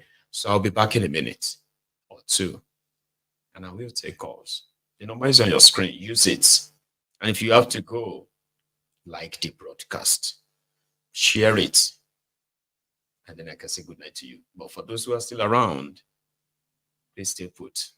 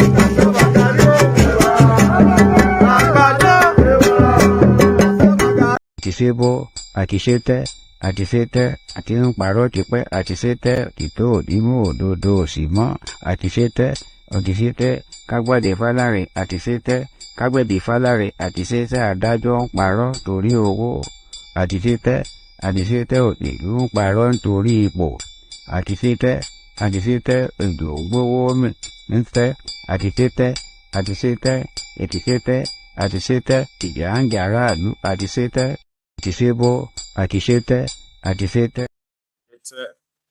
Hello there. Hello, Mr. Maiyegun. Good evening. I'm calling from Leeds. Hold up. Say that again. Order from Leeds. Is that you? Yes, yes, yes. How are you this evening, sir? I couldn't finish listening to the afternoon sermon, so I then listened this one. So I thought, okay, I need to give you a call. Yesterday, for some reason, I was like expecting that you're gonna be online, but nothing. Yeah, I just came up. So exhausted, and I'm like, So sorry. You can see how addicted some of us have become to this program. Yeah. So well, let me dive into it. What where you see this Otubokeyamu talking about missing fund, Wike talking about that people are them in between them, that they are saying that nothing is happening, but don't you know that something is actually happening, especially in FCT? Yes. FCT is a very little fraction of Nigeria. So I wonder what he meant. Is it because of the road that they named after Wole Soyinka, the recent road that they did, and then the placard of Tinubu, the biggest canvas that they did? Is that the change they are talking about? Including the 21 million vice presidential house as well. Is that what they are talking about? Because the thing about these people is that they talk, but in a very, they don't, their speech has a lot of meaning. It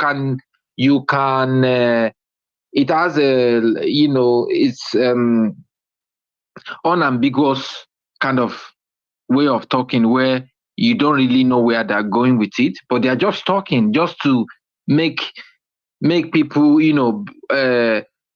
gaslight some people that look. That's why they say politicians are all talks. No real yes. But you see where he said some of you, they will claim to be activists. They will give you appointment. You still flopped. He said that to the face of these guys, and he was right. It's like saying, no, all of you are so easy to condemn us, criticize us. Criticize us and all of that. Or you are not different from us. You're just making yourself look like you are different, right? Trying to give advice, blah, blah, blah, blah, blah. Well, he's partially right. Wole Soyinka was given an appointment, which was at the Federal Road Safety Corps, FRSC, remember? He flopped. Yes. And the same thing happened to this our man from Mayflower, Taisho Larry, remember? So Taisho Larry was a critic. So they made him the chairman of the People's Bank. They put thieves under him. And within 2 years, Taisho Larry couldn't understand how hundreds of millions of naira disappeared in the bank. And Babangida said, "Oh, my share one, Baba. Can you use Tabi talk?" So the point here I'm making is that he himself is pretty much like, some of you are pontificating. You are better. You have idea. But no better pastors. Mine is just, maybe they just break the entire thing. And we can do away with all these rules, man. Yeah, especially because you see, there's none of these people are patriotic, because you can see it out of from the infrastructure in Nigeria. You see, because if these people are truly patriotic, I mean, things would have been done differently. You won't be using a money that's meant to build or to renovate 5 schools to buy one jeep for one lawmaker, right? At this point in time, Nigerian lawmakers shouldn't be using, they should be using a refurbished grade 1 Tokumbo car imported from somewhere, especially to buy a better one.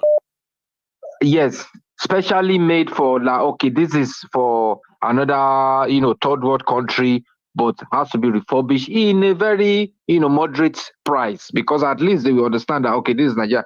But because these people, they just want to be seen as, yes, I'm seen as senator, so I need to live like one. Yes.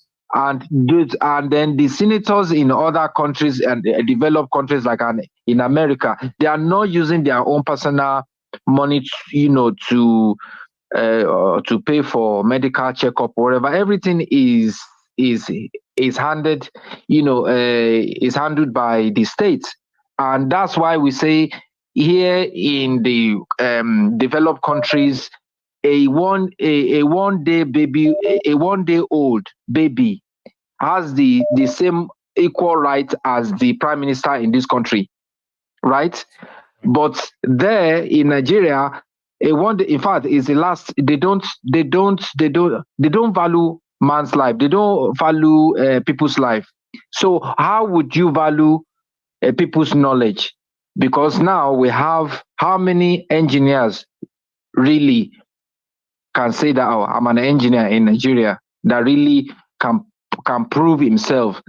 They say, oh yes, I'm an engineer. Yes, I can build a bridge, a first-class bridge, and this. But we rather pay the hard-earned dollar that belongs to everybody for one Chinese or for one American or Germans, which half of that, millions of dollars will be siphoned to their own account, and then parts of that dollar paid to them, and then they won't even finish the job. So we are, Nigeria is suffering from a lot of things. So these governments, the government that are there now, they are only there to lie. Their only one and only job to do there is to create something. Say, money is missing, this and that.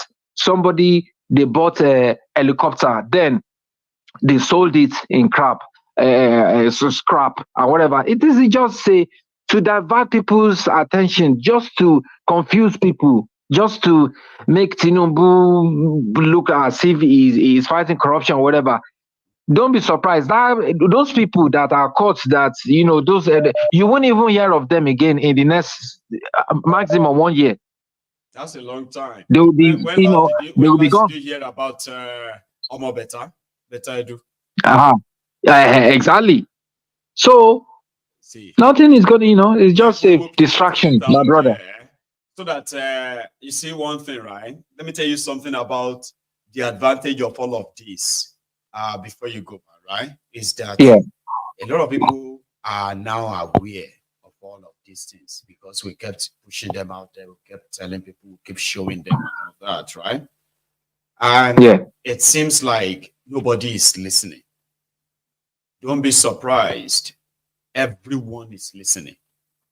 When the shit hit the fan, some of the people that will go after these criminals, when we begin to see videos of them like we are seeing in Kenya, right? Once they start going after them, you'll be hearing some of these Nigerians mentioning everything that we know here as they are going after them. And you will be like, oh, so you all knew all these things before. Yes, we did. We knew. We're just waiting for our time. So that's one thing about this whole thing. You see, when the Kenyan Gen Z, when they started criticizing their finance bill, they sounded like just everyone else, just complaining, ranting, lamenting. Then they started digging. They started digging more. And they started kind of raising more awareness on what they are discovering. Like, did you know? Did you know that? I'm like, no, I didn't know that one. No. They didn't tell us that. Oh, no, I didn't know that. Oh, is that true? So some of them started going back to actually go and carry the bill. And they started reading. Once they said, oh my God, they have finished us. Oh, like a typical, Oh, these people are finished us, so we don't go agree. So we will get to that critical mass. But you know that the percentage of stupid people in Nigeria is greater than in Kenya because of our population. I mean, these stupid people, they are so stupid. They are so stupid that they call themselves doctors, professors, whatever. But when it comes to the truth, they will turn a blind eye on it as if no, what you're talking about is not true. What are you talking about? They will make you feel as if no, it's not. Just a problem maker, a problematic person. Yeah. So as you know, well, I hope that Nigerian youth we wake up from their slumber. I don't know. It's getting, because the hardship in Nigeria is far greater than this Kenyan one that Kenyans just are fighting to stay alive for. But Nigerians are there praying. But don't think like it is. It is not going to happen. It's something I'm so sure about. Finger crossed, because if it happens, and I know that people are serious, honestly, I don't mind. I will go and join them. Me, I don't mind, because that's the kind of thing I like. The adrenaline will be, like, yes, this is what we want. And they should go to the key places. That's not going to notice that the reason why I kept showing this Kenya stuff is that to show to those in Nigeria that all this solely no go help you. All right, we no go agree, no go help you. And all of you gathering somewhere, singing and dancing at a Freedom Park or whatever. No, that's not going to help. If anybody is going to call you out for anything serious, look, this, yes. You see, this Tinubu government, they've mastered the art so much that they will sponsor some riots, so that they can, so it will look like, yes, people are lamenting now, so other people will not bother. So it's like that we counter the thoughts of other people even thinking of starting the real one. I know. Right? We have seen that many times. These people are very smart. These people, they are so smart. They are not so smart. We need to outsmart them. No, they are not smart. Hold up. Tinubu group. Thank you, brother. They are just criminals who have weaponized poverty. They don't need to do much. Okay? Like your own brother can start fighting you now. Your brother can agree with you. A lot of people will agree with us here. But if they put, how many are we now? 1,300 or so. Yeah? So they put all of us in the room, right? You'll be so surprised that out of 1,300 of us, that we're supposed to kind of have maybe 70 to 80% of us that agrees on some of the things that we share on this platform. So therefore, there shouldn't be a problem, Abi. You'll be so surprised if they put all the 1,300 of us, including those who are well-to-do, among us who don't really, they are not suffering, but they still have the poverty mentality, so to say. If they, and then Thiefnubu walks in, and some of these Olori Burukus walk in, and they walk in with, we are sorry. And then they open their wallet and say, guys, it's not as bad as you are thinking. We are not bad people. Now, for you to be sure, anybody who is ready to come and offer us those your ideas and join us, we'll give you so amount, and then so and so. You will see people that will say, maybe we are all trying to make Nigeria better, so why not go and work with them and join them? People who have been on the platform for years. So we have a lot of work to do when it comes without any concrete, without any concrete idea, any concrete revolutionary, ideas that will change everything. No. As soon as they hear about majority of those who are pretending to still love Nigeria, right? Some of them are just waiting for their turn. Okay? And they will tell you it's because they love Nigeria. No, it's not because of that. All right? I'll leave it at that. Hold up. Let me take another one. All right, then. Have a good you too, yeah, thank you. Yeah. Bye-bye. So when you see people, right, who, that's one of the reasons why I've always been very careful associating with a lot of people. See, if you know how many people who are like messaging, some of them have given up on me.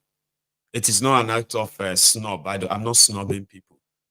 I suddenly kind of, not suddenly, I later in my life became very, very cautious and suspicious of people. Because I've discovered that a lot of people will join you and pretend that you are fighting these criminals together. Maiyegun, I love what you are doing. You are this kind of people we should be having in our society. This kind of people like you are supposed to be in charge. Ironic. Some of them are only trying to get closer to you. Once they get closer to you, they can tell people I'm his friend. I'm very close to him. Then you will think you actually have a lot in common together. We are working that country, they go, yeah, me and my team, me and my yeah. You won't know that some of them are actually trying to use you to get closer to those criminals. Yeah, they couldn't get to them, right? Or if you say you are a friend of Maiyegun, oh, I'm a very good friend of his, so we are together and yeah. Then that kind of add value to you. Because some of them will be like, hey, you know the guy. Then I've been looking for means to reach him more. I didn't know you know him more. So if I want to reach out to him, how? So there are people who have tried to come closer. They get involved in what you are doing. They pretend that they are also involved. They pretend and all of that. It's all pretty much like fake. That's why I don't really kind of like meeting people or joining this group, that group. All of us, let's go here. No. You have to be very careful about the people around you. Because most of them, their complaints about Nigeria, it's not because they hate what is going on in Nigeria. They want to be part of it so desperately. And they will use anyone to get closer. And that's, you know what, that's why I don't have scandal from anybody. Nobody get closer to me. That's close enough you can get. That's why you can't have any scandal around me or have anybody say, oh, Maiyegun said, Maiyegun this, Maiyegun that. It's not going to happen. Because I've been there. I've been where people have actually tried. They got closer with the intention that maybe I was only doing all of this.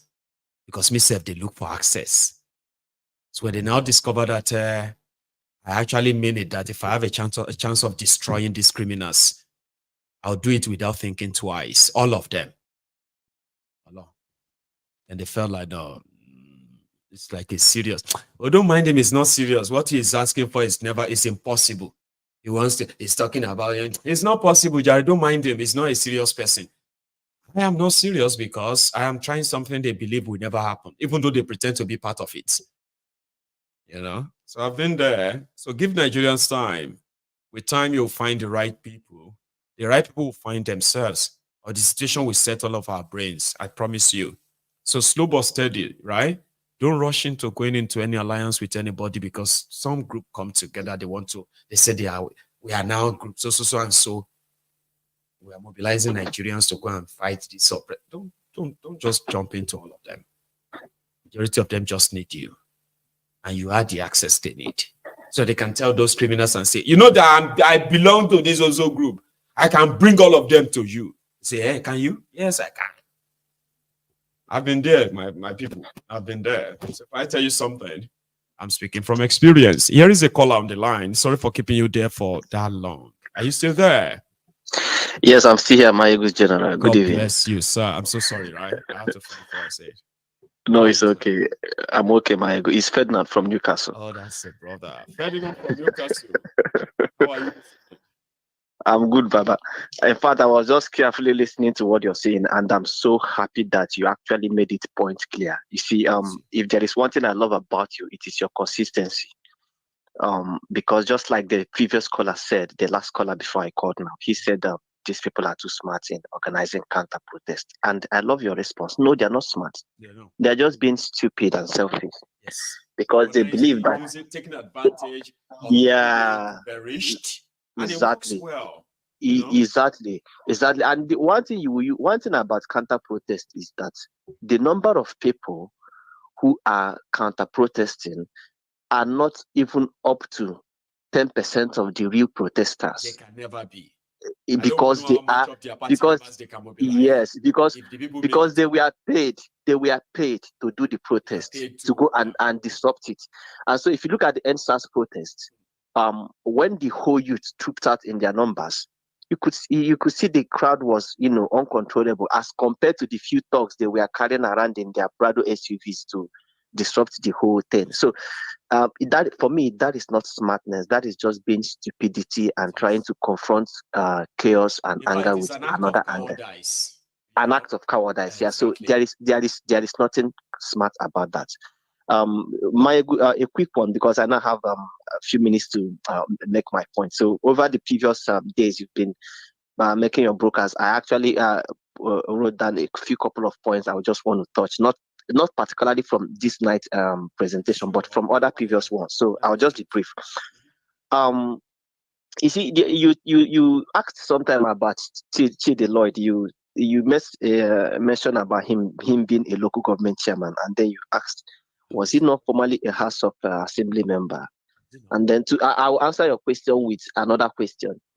What was Wike's position before he became governor of Rivers State? Before that, right? He was a minister, but before that, he was a local government chairman. Good. So from serving as a minister, he came back to Rivers State and served us as a governor. And then he's back to Abuja now as a minister. Is it not it? So that should answer your question about Chidi Lloyd. These people don't really have any idea. They don't have life outside politics. For them, politics is a full-time job, and they can't live off. They can't afford to live off the public fund till the day they die. They always want to be around the corridor of power, and they are used to that free, huge sums of money. They are used to that, expensive lifestyle of embezzlement and all that. So for them, they cannot live outside politics. I mean, it's not like the UK here or America where you can see a politician retire successfully and go to his country home and be another statesman. So that answers the question. So these guys are chiefs, and that is why things have not really been going on. Because I would think, right, Ferdinand, you see, I would think that if somebody became House of Assembly, right, the promotion they would get should be maybe House of Rep, even in their own in their caucus where they are sharing positions. Right? So I wasn't expecting local government chairman at all. I mean, it's like this, right? He pasted a poster for House of Assembly, right? And they sent him there. Now, he put up another poster as local government chairman. Like, I'm like, why would it happen anyway? Yeah, for them, it's just, can I just get anywhere I can be getting money? Because if you look at Wike, for instance, he was the governor of Rivers State. I mean, the money coming into that office is much more than what he's seen as a minister. You understand me? So he shouldn't even be the minister of FCT. What is FCT? But he just has to be in FCT and then create an office for himself. What I mean, an office this time around is a way of embezzling money through budget padding. You've seen all of that. He himself has submitted, apart from 2024 budget, Wike has submitted and got an approval for 198 billion. Yes, and that is like if you combine it's about the allocation for 7 states. You get it, and that is how these people run. Secondly, I'd like to talk about the issue of militancy in the Niger Delta. Yes. You see those guys. You see that guy that was making that video about some people were saying he's making mouth. No, he's not. Because I said my own that nobody think they are joking. All these things you are seeing in the hand of Boko Haram, Fulani, they don't reach Boko Haram. Have you heard of Fulani herdsmen killing people in Rivers State before? I haven't. Okay, why? If Fulani herdsmen should find their way into Rivers State, I promise you they won't make it out alive. They will like the Rivers State militants. They don't need to call on the Nigerian army to come and help them. They will personally take care of them themselves. You see, back then when I was in Nigeria, I'm so grateful that I even got out of that contraption because it changed my way of thinking and everything. Back then when I was in Nigeria, do you know that there are some camps you see boys with sophisticated weapons? Like I never even knew. It was my cousin who told me I should come during that that was around 2009, 2010. The That they are amnesty period. yes, that they are looking for people to That put was their name in the list. mad period in Yeah, Nigeria, in yeah. Niger Delta. Is I won't exactly, forget. Or continue, Freddy. exactly. If you go inside the creek and see the kind of ammunition these guys are having, and most of them are even hungry, carrying expensive gun, worth hundreds and millions of naira. And now they are hungry. They'll be asking you, like, begging you, like, Baba, just help us now, give us some money for drink and smoke. You'll be looking at somebody with an LUMG. You know what an LUMG I'm talking about sophisticated weapons that could be like as much somebody as with like an 50 grand, $100,000. Like anti-tank. The kind of weapon they fish shoot, we go enter tank. Exactly. They enter like say it, hot knife, they enter butter. Exactly. Weapons, maybe say you they carry armor vehicle, go face militants of Niger Delta. You they joke. Exactly. Like you see somebody with sophisticated weapons who is so broke. No food, no money, no real thing. No food, no money. Like, and I'll be imagining, how can somebody have an LUMG, land machine gun, AK-47, sophisticated weapons, like, and the person is taxing you for 1,000, 2,000, 5,000? Do you imagine what these people created? Like, the next thing for that person to do is to use the next thing that comes to the person's mind is to use that gun to try to like make a source of living. And they are even the reason why there is no peace. He says they want peace. They are the reason where there is no peace in every state in Nigeria, because characters like that are in every state. Yes, sir. And like you said, they always work hand in hand with the politicians. So this issue of insecurity and all that, when the politicians want to, when they want to kind of like track this insecurity and, sort it out, they know how to start and finish it I up. was in Nigeria, Ferdinand, right? And Yeah. I was a bit of a writer. I'm like a strategist. Yeah. I will sit down and I'll plot for them. So I was still part of their politics at home there, right? So we're plotting. I won't give names, but some of the people who come from my local government area will know who I am talking about, right? But he's a very cool guy, very, very cool guy. Yeah. Yeah. So I'm gonna know. So this guys, election was coming, and guess what? That was when I knew that the politicians, right? Yeah. They are not good people. No matter even if you have a brother or you have a family member who is a politician in Nigeria, if you get to know what they are getting involved in, you know they are not good people. No, they are not good. However, they are not.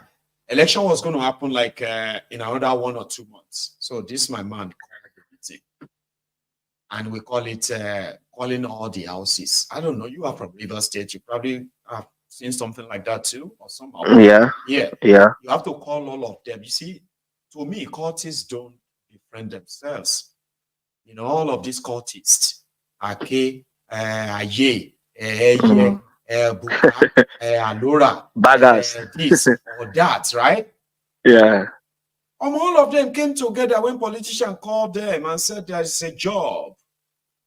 Yeah. We are bringing all the houses together. But they were drinking. I did there. Yeah. Number 2, number 3, this, that. All of them did that hotel in Ijebu.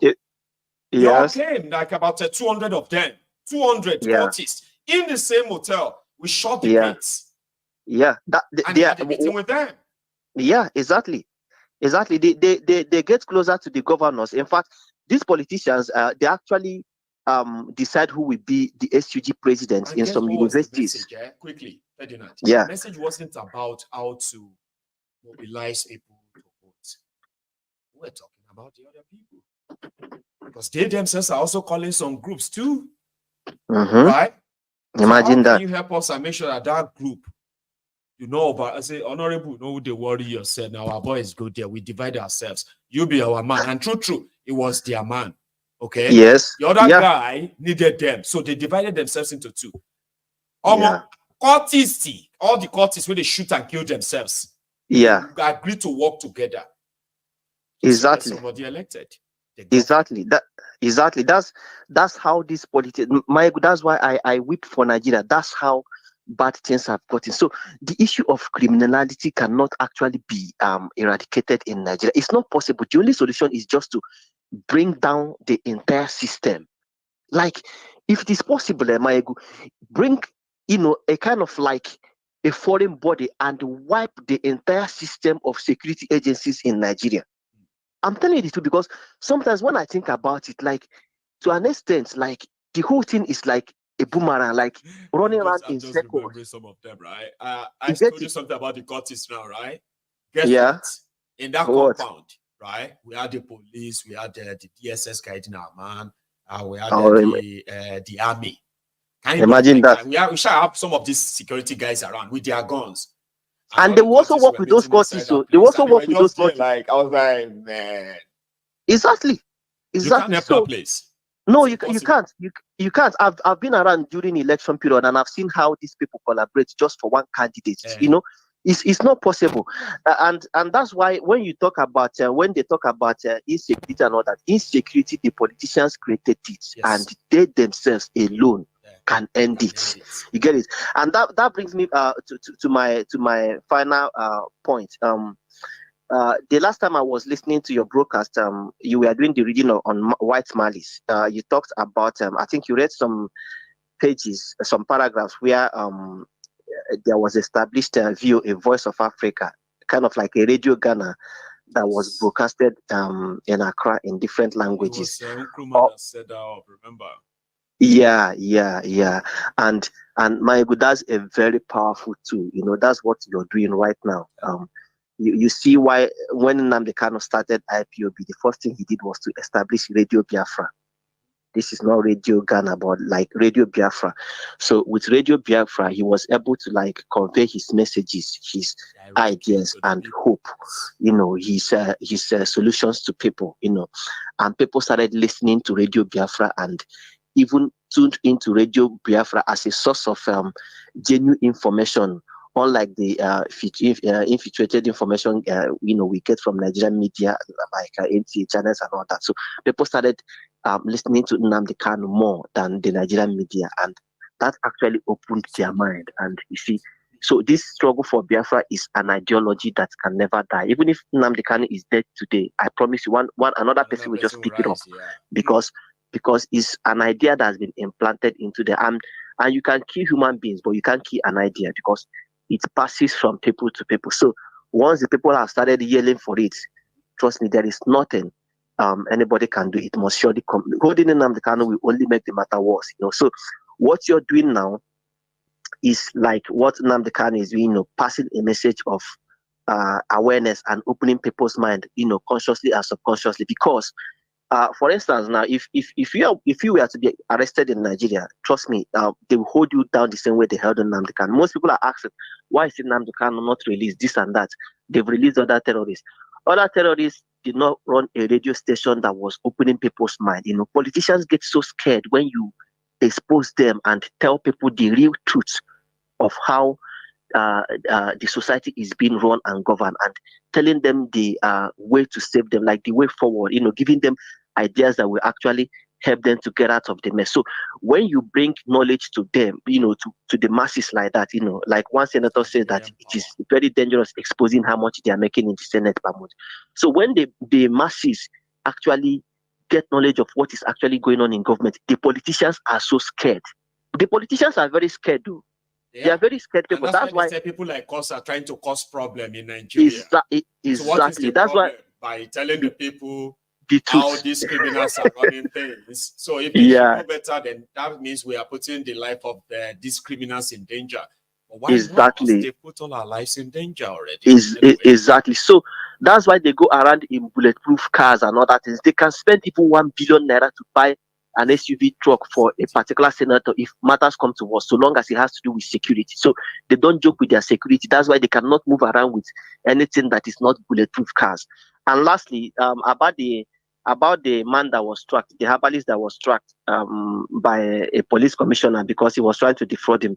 You see, that is to tell you that also, to my previous point, if they want to catch these rogues and criminals and end insecurity, banditry and all the rest of them, they can do it. So he was actually tracked because he had to do with the commissioner of police. It was his own personal case and matter and security. So he had to take care of it. So he went to the extent of tracking this guy and fishing him out. So why can't you use the same resources for the Nigerian masses that have been kidnapped? Track these kidnappers or whoever, bandits or whatever, Boko Haram members, anything. Track them, get them, bring them to justice and execute them. You know. But once it has to do with the masses, they won't use those resources. And but what they have to is even yet to defraud him. Like exactly. The moment that one hear that this one is like police officer, he hung up, Yeah. so they tracked him, they grabbed him, and he confessed that that's what they do. It's all fake. You are so right. These guys could actually help people. But remember, we keep reminding the people that the Nigerian constabulary called that turned to the Nigeria police today, the colonial constabulary, wasn't set up to provide security for the people from the word go. They were set up to provide security for the regime, whatever regime. Exactly. I actually believe that. The Nigerian police is not your police. No. So and they are not your friend. To do this or do that. And they are not your friend. They keep telling people police is your friend. Yeah, they are not your friend. You're right.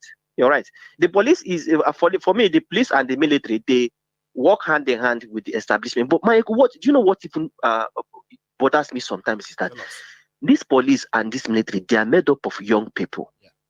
Because it is the old ones, like from 40, 50, 60, that gives orders from the office. Now, it is the young people that are out there in the field. And they feel this hardship that the people feel.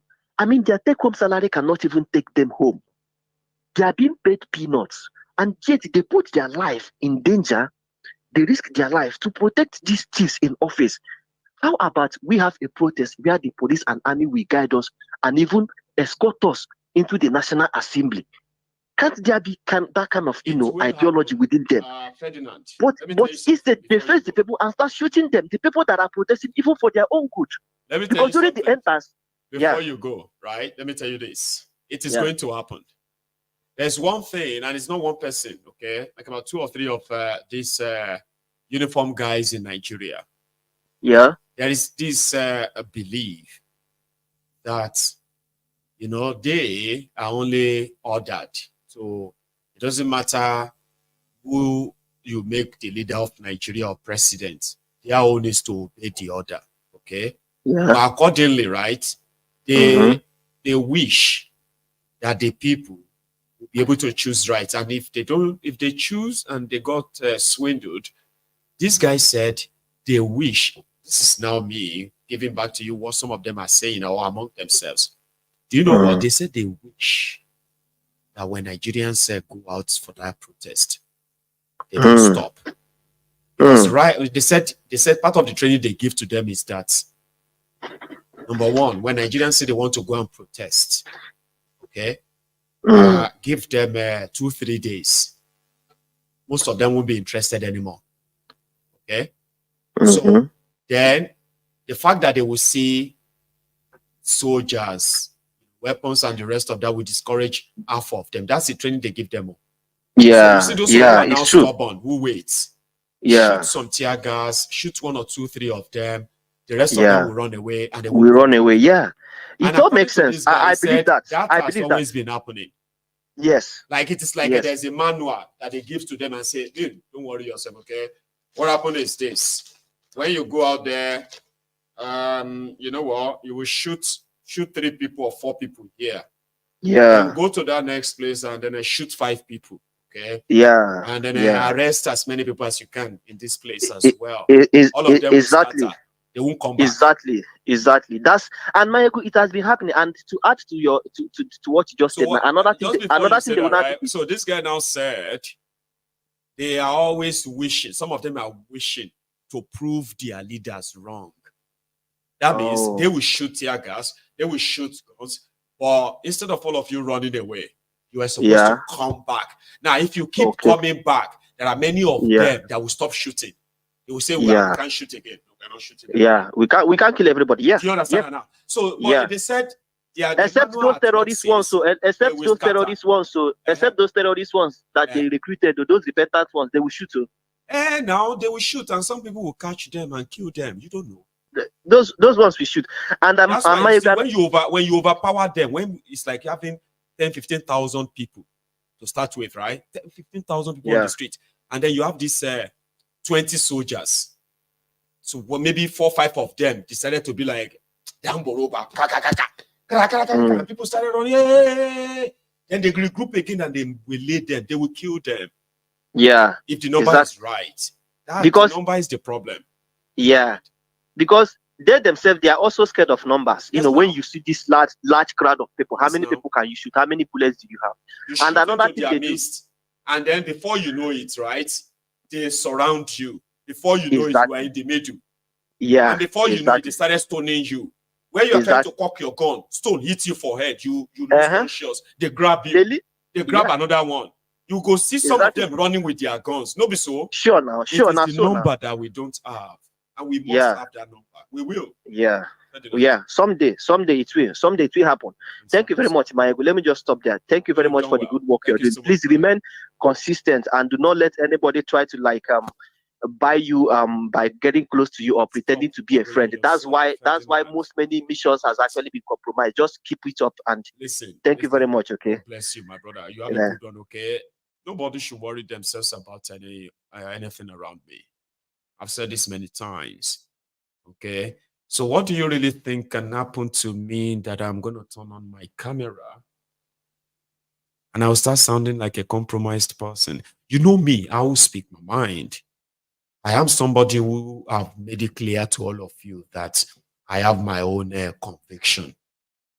And I am doing my best to prove to a lot of you who doesn't have that conviction with me. I'm not going to force you. You've got your belief, right? The reason why you are here is because you are tired of this contraption too. You want something different. Great. I'm not going to dispute whatever you want. Yeah. Since you have something to grind, a stone to grind with the contraption, I do too. Or maybe I could convince you and tell you about my solution. My own solution. My solution could help. It hasn't been tried. A lot of people believe in my solution too. Because that same solution is what they also proposing. Or would that make me then say, oh, if you don't believe in what I believe in, I'm not like that. You get what I mean? So I am pretty much like somebody who believes that if you are convinced that you could make a difference about something, then go for it. It may be your solution that will actually lead us out of this whole mess. It may be my solution. Maybe his solution. It may be our solution. So a place where all of us can just say, I don't want this. I would prefer something like this. So that sounds good. No, me, I prefer something like that. Oh, that's good as well. But we could have all of that if we can get rid of this establishment. If we can get rid of the criminals who have ganged up there. We can get all we want. And that's somebody like me. Okay? And I encourage that for everyone too. Being that be flexible enough that you won't turn around and say the reason why you changed is because somebody. What are you going to do to me to compromise me when I'm not looking for anything from them? I do not want to live in Nigeria. Right? Yeah, if I have my way, I would never live in that Nigeria again. So where would I want to? I would love to live in my own Ijebu that is also, that falls onto the part of the Yoruba land. I would love to be part of that union. No this contraption. But since I can't have that yet, right? I just have to keep educating those who should understand why. This contraption can't work. It's never worked. It will never work. And listen, you can never make it work. It's not because you don't want to try, don't even waste your time. So yes. So if anybody now looks at me and say, Maiyegun, see, God bless you. Please don't compromise. We look forward to you. Even me, I'm looking forward to myself. You do not understand what I mean? It simply means that if I have something that could help us out of this soul mess, and you can play a role, you can play a role, he can play a role, she can play a role, everyone can play a role by making it easier, then I'm going to be part of that. I will. So if anybody decided that, look at this one, if they give her money, you give me money. Who tell you say I don't like money? I do. Bring money. You know, there's been so many of my people who have been asking that, Maiyegun, when was the last time you did a giveaway? It's not a giveaway. If they give me your money, I will share it and I will use the rest to buy something for myself. And then I'll come back here and tell you about it. So before you come around to me and be like, now so that they talk, just give her money, small. You give me your money and tell me you are giving me this money because you are on, from the side of, you know, your establishment or Thiefnubu or the rest of them. Listen, people don't even approach me. I'm not approachable. I've told you this many times. I want to be sociable. I want to be approachable. That's why I decided to have my studio. When I say approachable, I mean like even the normal folks, right? People of like minds. I want to make it easier for you to be able to say, oh, Maiyegun, I'm coming to your studio. I'm coming around. I want to, you know, like that. I want that. Because I'm not approachable. Not that I'm not reachable, so to say. Not on the phone, not through the email, not through anything. If I reply your message, you have no idea how much I struggle before I finally say, okay, let me reply. It's a big struggle for me. So none of you have anything to worry about. What you should be worrying about is, God, please help this guy to be able to trust enough good men and women that will come around him that possibly could help, right? Ignite this sooner than later. But apart from that, don't worry about me. Worry about yourselves. Worry the fact that I could look up to you and say, you see those my listeners, you see those my viewers, those Templars, anywhere you see them, they are all the same, upright, morally upright, you know, they're like honest, trustworthy, and you can't deceive them. I want it to be like that. I don't want a situation whereby some of you will come back later and be, well, Maiyegun, you better join us. Because I won't. Even if I have to turn old man. Right? Still finding a way around this. I'm coming. I have a caller. Hello. Hello, General Maiyegun. Yes, sir. I don't know. I just keep leaving people behind for so long. No, there is no problem. Even no, there is no problem. Fine. Your voice is very interesting. So we're just listening to. Bless you. There is no problem. I did my mother. God bless you. Keep on for your work. Yes. So the place I just want to go angle of Kenya. You see Kenya. Kenya. You can't take yes. You can't take Kenya compare Nigeria. Kenya are civilized. You know, the way Nigeria takes civilized is just criminal art. This is the way Nigeria seeks civilized. Kenya are very enlightened. When people know what is government, that's what is called civilized. That's why this Western world, them cannot intimidate their citizens because they are civilized. They don't know what is government. In our place, we don't know what is government. In the village, you know, they believe this politician, this money belongs to them. If you go to inside village, your mama, papa, that's why. This is our money. Our money. That's why they can come to village. That's why they can come to village. So give them go give them half cup of rice. Give them small something. Because they think that this money is given to these people. They are working for their money. They don't know this is criminals. So Kenya are not African people. Kenya are civilized. Because you see Kenya, that place you see is Nairobi. Nairobi is capital. They have other cities. They have this. Yes, this Guratai. They have Mombasa. There is a place. Mombasa is a very good city. More than that in Nairobi that you are seeing. It's a very beautiful place. It's a tourist place. I have been there. Bless you, man. So it's different. You know, Kenya mix up. Their civilization is different. They have the European Kenyans. They have India Kenyans. Yeah, they have one people. They are living together. That's why it's very civilized like that. And I know say they rejected the Palestinians. They won't bring to them. Yes. In the 60s and 70s, you go see Palestinian Kenyans. Yes. So it's such a very diverse and unique country. So when you talk about ethnic, yes, when you talk about tribe, yes, when you talk about religion, yes, it is prominent in yes, Kenya too. But when it comes to this suffering, they all rejected it. yes, they all rejected yes, it. they come together. Yes. Because they are civilized. This is what we call civilized. They come together to push these oppressors. This is what we call civilized. Because their eyes open. They know what is happening. You see the place they go. Nigeria is running their ways. Every day, Shuiro and the Deji go leave them. They sink. Go for Abuja, go for one place. And solely. People. You see revolution? This is a charging something. Yes, this is not revolution. You see what we call revolution? Revolution is the place. With 100,000 people on the road. Ask all. They go, they jump fence. They go, they jump fence. They will jump fence. No. Even that's why I'm angry for sure. You're just deceiving Nigerians. Those guys are deceiving Nigerians. I don't know whether them involved for this politics. What they are doing. This is not revolution. Do you know what is revolution? Revolution is like a coup. When a soldier wants to do coup, where he's going is the head of the state. Where you are saying to push you out. Yes. Revolution is a coup.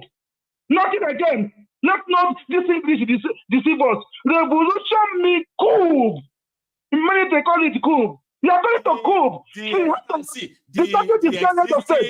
The existing establishments must collapse before you can say a revolution included.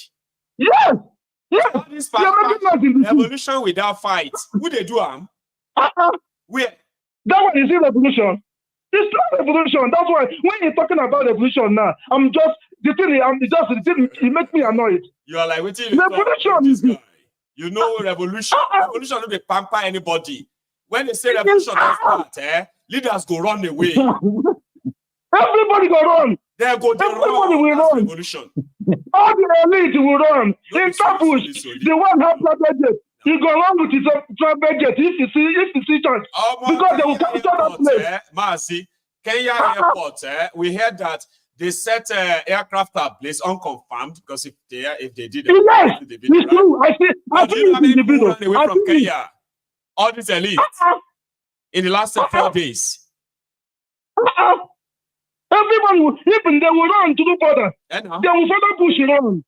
This is where they run. Because you will block, they will block seaside, block airport, or you will block it.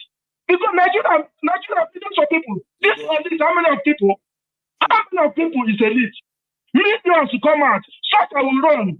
What soldier will do? Soccer can move fast. Let me tell you. Even police IG could talk from ID. But in general, all of them could beg you. Say, make people calm down. Please calm down. These people will run. They are because they have massive. These people have invested big money. They don't want to lose their life. They will run. They will run. To take the money out. They will run. Leave these small soldiers, these hungry ones, them will surrender.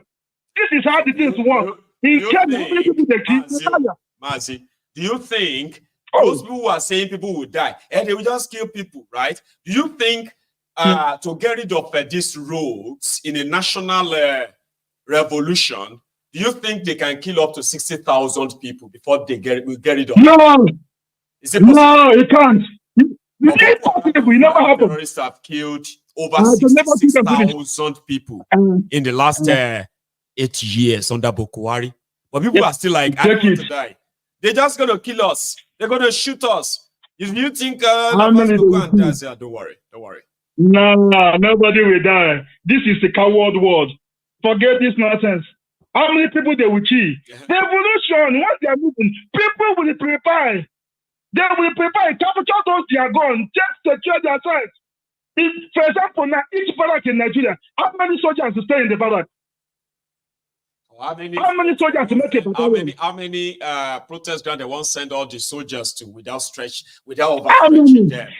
Think about that. At the same state of Nigeria, if it happened this state, happen this state, he captured them. He captured all of them. I don't see all the police and the military to stop all of them. This is how the coup will act too. The coup is like that. When they capture the where the president state, they capture all the borders. He finished. Nothing like that. Everybody will surrender. Revolution is like cool. It's a cool. Let these people not deceive themselves. So everybody, Nigeria will change. This is what Kenya do. Kenya entered the parliament, which is the head, the league. They were shooting at them. They were shooting them. Yes. And they kept marching. They kept marching until they took over the entire parliament. Guess what? All of the lawmakers who had big mouth, man, they ran like common criminals. They ran. They are criminals, not common. They are criminals. Those ones that voted no, when the people invaded the parliament, those ones moved out to go and face them and meet them. Yes, because some of them, they moved out through the entrance. They joined the crowd against the criminals. Yes, they ran. Join them. That's how the thing work. They ran when the people came. Yes, yes. So when you take Kenya, let's not take Kenya compared to Nigeria. Forget Nigeria. Nigerians, it will push them to the wall. Them go, instead of them to react, them go open the wall and enter inside. Yes. This is how they work. See brain. They beat me. When I get to that wall, it is saying to get me. I broke inside the wall.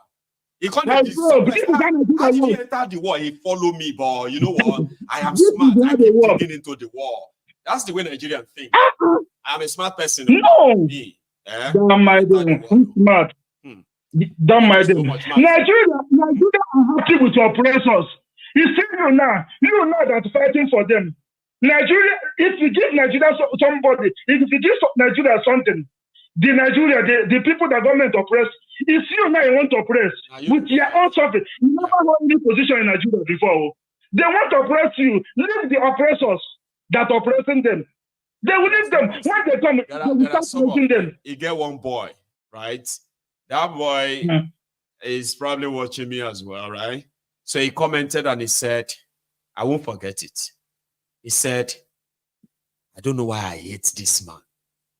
He's talking about me. I'm gonna. He said, man, I hate this guy so much that I actually really wish the Nigerian government can do the needful and get him deported and jailed. And I was like, I do you.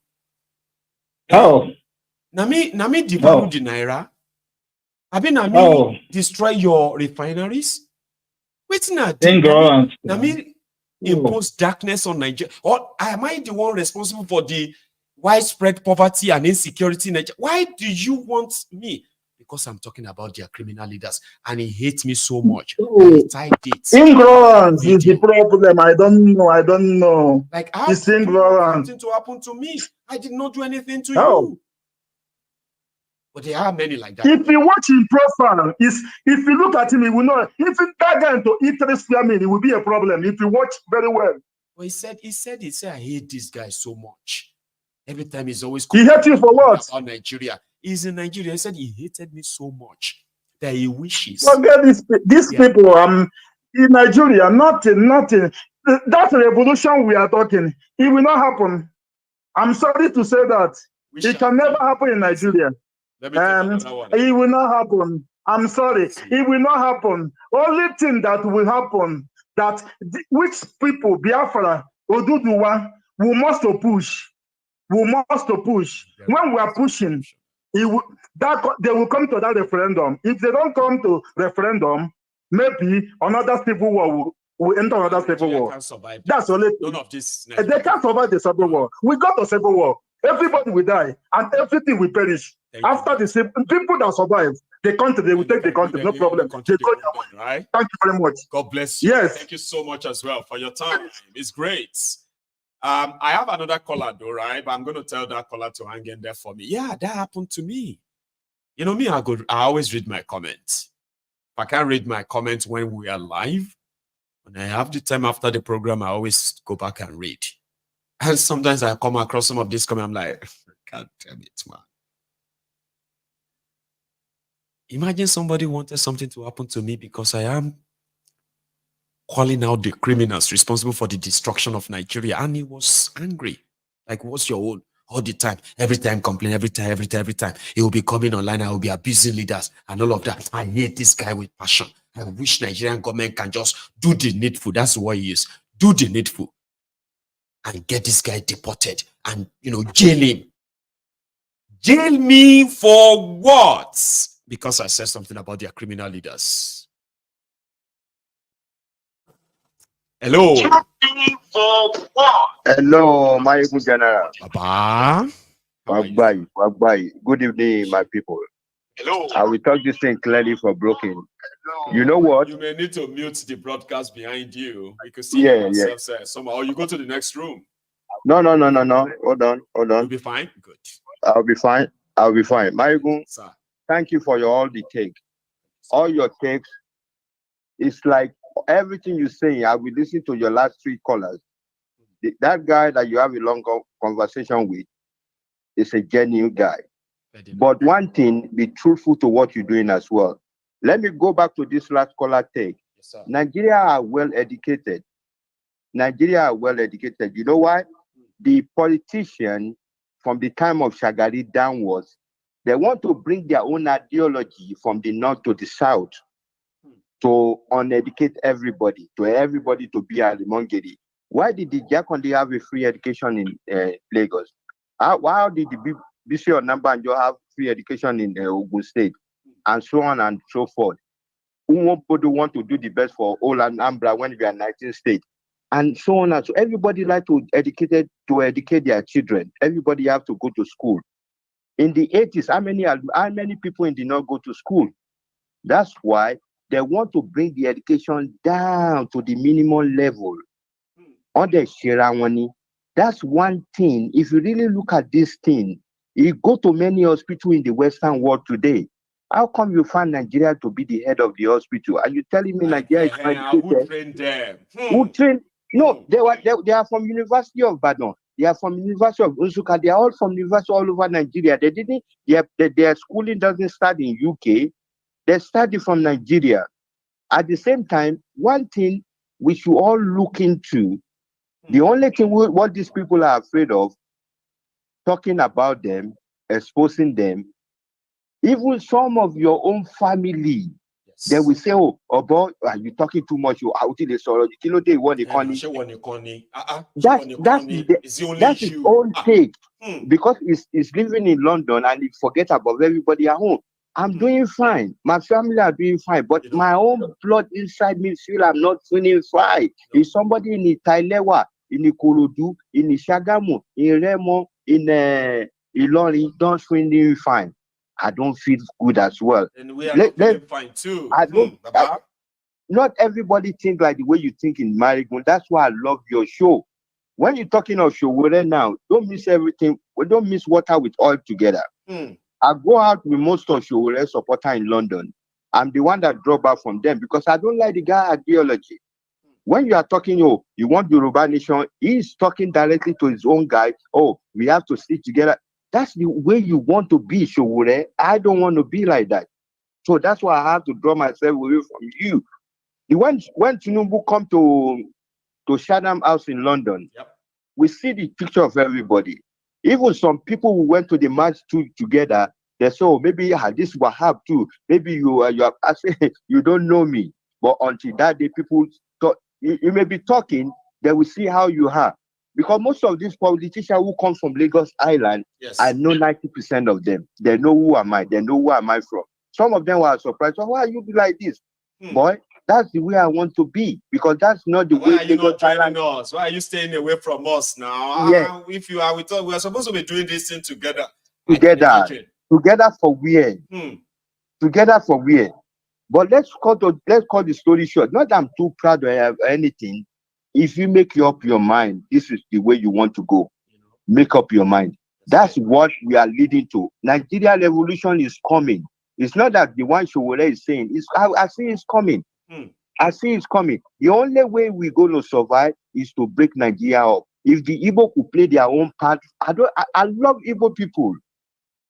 If anybody from Amsterdam, from Italy is listening from this place, they could challenge me. Io parla italiano bene, perché io sarei with all people from the old Igbo. In Amsterdam, I stay with Igbo as well. In Italy, with Igbo. So I know the in and out of this Igbo thing. It's not that you talk, they're oriented minded, they want to do this and this is what they want to do. That's it. Everybody go their way, you share money. Una don't know about you another day. If you go spray your own money for barista, now your own business with that. So they have their own mentality. Business oriented mentality. That's why I love Una people. And that one all these things, I can't say because somebody open shop in Idumota, I don't like him. Because that is way of trading. He wake up 6 o'clock, he come to work, he open up till 8 o'clock in the evening, and you are jealous of him. But the only one thing how Nigeria gonna survive, I want Una make it listen to me good. If Nigeria is break up today, that's the only way you will survive, I will survive. We could come back together after some years. But without breaking Nigeria to get up, say our owner, we go manage it. We are not managing anything. We are not managing anything. Everybody go their way. And I bet you it won't be 4 years, it won't be 3 years. But the people in the north, they will attack their own officer. You know, this is going to be your 10th times of saying that. That it's just going to be like, because by then they wouldn't have any, they won't have any infidels or anybody from other No. That's their own cup of tea. If they want to have infidels, they could have anything. Same for us too.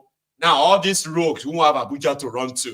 No, thank you, my brother. So they will either stay in Enugu, thank you, in Biafra land, or stay in Sani. Àdúgbò mi ló ti dọ́rọ̀ yẹn lẹ̀ Ìdúmọ̀tà ní tiwa o. Àìtètè láhùn ìbẹ̀rù orí burúkú ni o. That's right, sir. Èyí tí Tinubu sọ èdè Ìdúmọ̀tà ló ń sọ yẹn sọ̀rọ̀ sókè. Àìtètè láhùn ìbẹ̀rù orí burúkú ni. Ẹjẹun sókè. Àìtètè láhùn ìbẹ̀rù orí burúkú ni. Ìyẹn la máa sọ fún Gbẹ́ngà Daniel pé wá ìwọ́gun ìṣọmọ ìyá Fẹlá. A máa sọ fún Amosu ń bolo ìwọ ti wá. Ṣé ìwọ ọmọ Adé Òdútọ́lá ni ẹni àbíbo? Bàbá ẹ jẹ́ sí gbogbo yẹn lẹ́jọ́. A máa bá wọn jà láàrin London gan wá pa gidigbo. And number 2, my last point, Maiyegun, keep on what you're doing. On gbọ́n gbogbo nǹkan tó ń sọ lálẹ́ gbàgbẹ́ mo ò ní kúrò fún ẹ. Ọlọ́run á wà pẹ̀lú ẹ o. Ọlọ́run ọba láàánú tó ń di epo Yorùbá dúró á wà pẹ̀lú ẹ. And bọ̀bọ̀ tó kọ́kọ́ bá sọ̀rọ̀ yẹn, I love that guy. He's well intelligent. Those are the people you need around with you. Advice. It's not that you bring somebody to your studio that matter. You don't know who is who. They can money. Man make money. Money don't make money. I know that, Papa. A real man, not everybody. A real man. A man also to make money. That's right. But money don't make man. But the way you let money make you a man. The day you let money make you lose everything. Done, because without it, you have money,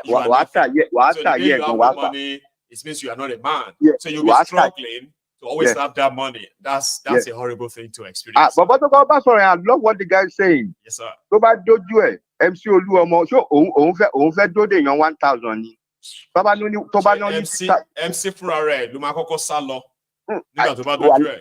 Wà go ti dojú ẹ̀ ni. Tó bá dojú ẹ̀. Tó bá ní 5,000 soldier, 15,000 bọ̀ lọ́nà. Wọ́n ní 5,000, 50,000 ń bọ̀. So let everybody get ready. Oh my God. Nǹkan tá à ń ṣe à ń sọ̀rọ̀ sókè ní à ń láhùn fún wọn ní tó ọ̀rọ̀ yẹn ń wá ó ń bọ́ bọ́ ṣe ń àràṣẹ lọ́rọ̀ àràṣì rè mí náà ọmọ máa àràṣì yàn lójoojúmọ́ ọmọ máa sọ̀rọ̀ sí ẹ èmi àmà kan ní barista máa gbọ́ ìwọ́gun òmọ̀kan tó ń sọ wọ́n ní àbúrò ẹ̀ là onífàyàwọ́ Sanwó-Olú ló ń sọ yẹn pa àbúrò ẹ̀ ni ó wá ní ó fàyàwọ́ pé èmi náà yá jọ ìwọ̀n kémi náà tètè lówó lọ́wọ́ mo ní ìwọ́gun ò gbọ́ nǹkan tí barista ń kọ ni ò gbọ́ dáadáa ká ní ò gbọ́ ni barista ò ní kọ́ jí owó kọ́ lọ sóòfù owó sí lóyìnbó títí ò dá ọ̀nà ò dá ilé ò dá gbogbo ọmọ ló ti di aṣẹ́wó tán ṣé gbogbo alamadi bus conductor ni ìgbà tèmi wà ní Ìdúmọ̀tà kúnlé òyìnbó pátákàkiri Ìdúmọ̀tà ń gbà yẹn ni. ó padà dàgbàlagbà ó dọmọ ọ̀tá gidi ó tún dàgbà. so ìgbà tèmi táwa wà ní Ìdúmọ̀tà òun gan yìnbó pátá àdúgbò kan náà láti wá lágbòrò kò ṣe pé bóyá ní tìbọn ti bá gbogbo bẹ́ẹ̀ jẹ́ ṣé yẹn la máa sọ pé bàbá sọ pé bàbá kan ò sọ pé ń fẹ́ mi o bàbá kan ò sọ pé fún mi I know my date of birth I don't know my date of death nǹkan tí kò wà lórí ẹ̀ nìyẹn kò ṣe pé bóyá Boko Haram kan a máa pín It's a matter of time. It's a matter of time. Yeah. Very soon, right?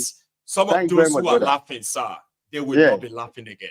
They will not be. It won't be. God bless you. When you came, the way I feel, I love every woman being. I love whoever you are, the monkey, whoever you are, but do the right thing. Don't take me for a fool for the rest of my life. Don't take no. God bless you for Thank you so much. Thanks, sir. Very nice one, okay? So our time is good evening, everybody. Good evening. Have a good one, sir. Yes, sir. So that's a good one. And is someone who is from Isaleko in Lagos. And I can imagine I have a few Isaleko Templars here too. Not few, a lot. Because I've had some of them who have come out to express how they feel towards Thiefnubu and his gang, how they messed up Lagos. And today, some of them are actually coming together to see if they can still rescue their Lagos from Thiefnubu. Or better still, join the Yoruba movement, get our sovereignty, and then the likes of Thiefnubu will never be seen again. Either way, it's going to be a win-win. And there are people who wanted that to happen. So my time is up. So is yours. Thank you so much, everyone, for this evening. Okay. And if you joined us midway or you joined us, towards the end, you might need to rewind this. Just move the arrow back. Okay. Move the cursor back. And you can watch this from the start or the part you missed. Right. Thank you, everyone. Enjoy the rest of your evening. And I will see you tomorrow. I promise. Good night.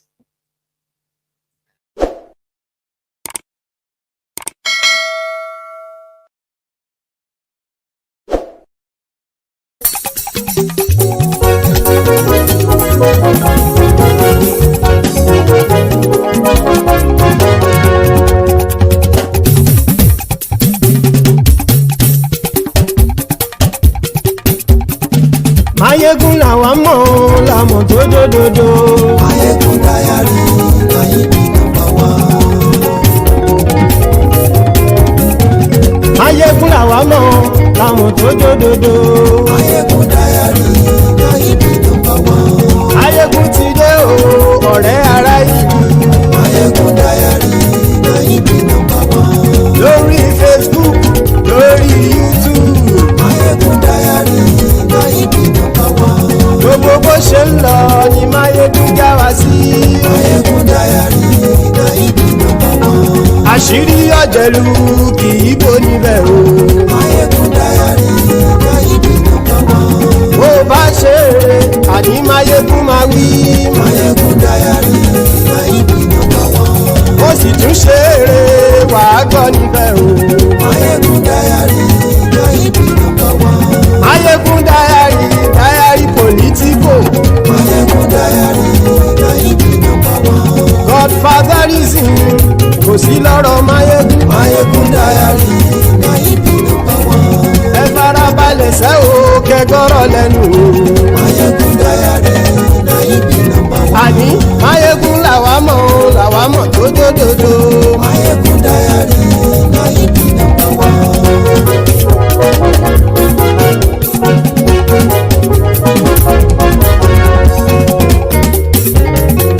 Àní ẹ̀sùn rákì. Maiyegun ti dé. Maiyegun ti dé. Ọ̀jẹ̀lú ẹ̀sùn rákì. Maiyegun ti dé. Àní ẹ̀sùn rákì. Maiyegun ti dé. Lórí Facebook. Maiyegun ti dé. Àní ẹ̀sùn rákì. Maiyegun ti dé. Lórí YouTube. Maiyegun ti dé. Àní ẹ̀sùn rákì. Maiyegun ti dé. Bọ́ba bá gbé wúrẹ́. Maiyegun máa wí. Àní ẹ̀sùn rákì. Maiyegun ti dé. Ijó ìgbádìyẹ. Maiyegun máa wí. Àní ẹ̀sùn rákì. Maiyegun ti dé. Pẹ̀sìdó bá rúfin o. Maiyegun máa wí. Àní ẹ̀sùn rákì. Maiyegun ti dé. Kí gómìnà kówó jẹ. Maiyegun máa wí. Àní ẹ̀sùn rákì. Maiyegun ti dé. ọlọ́pàá tí ń darí bá ayé ẹ̀sùn rájì aṣòfin tí ń rúfin òwò ayé ẹ̀sùn rájì òkúra olóṣèlú ayé ẹ̀sùn rájì ọ̀jẹ̀lú ẹ̀sùn rájì ayé ẹ̀sùn rájì.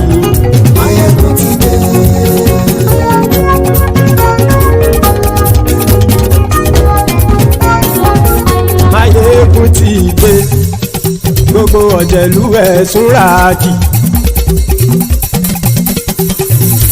Maiyegun ti dé gbogbo ọ̀jẹ̀lú ẹ̀sùn rájì.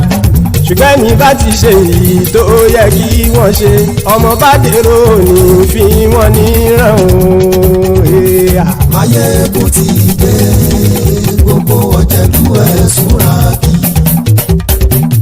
Maiyegun ti dé gbogbo ọ̀jẹ̀lú ẹ̀sùn rájì.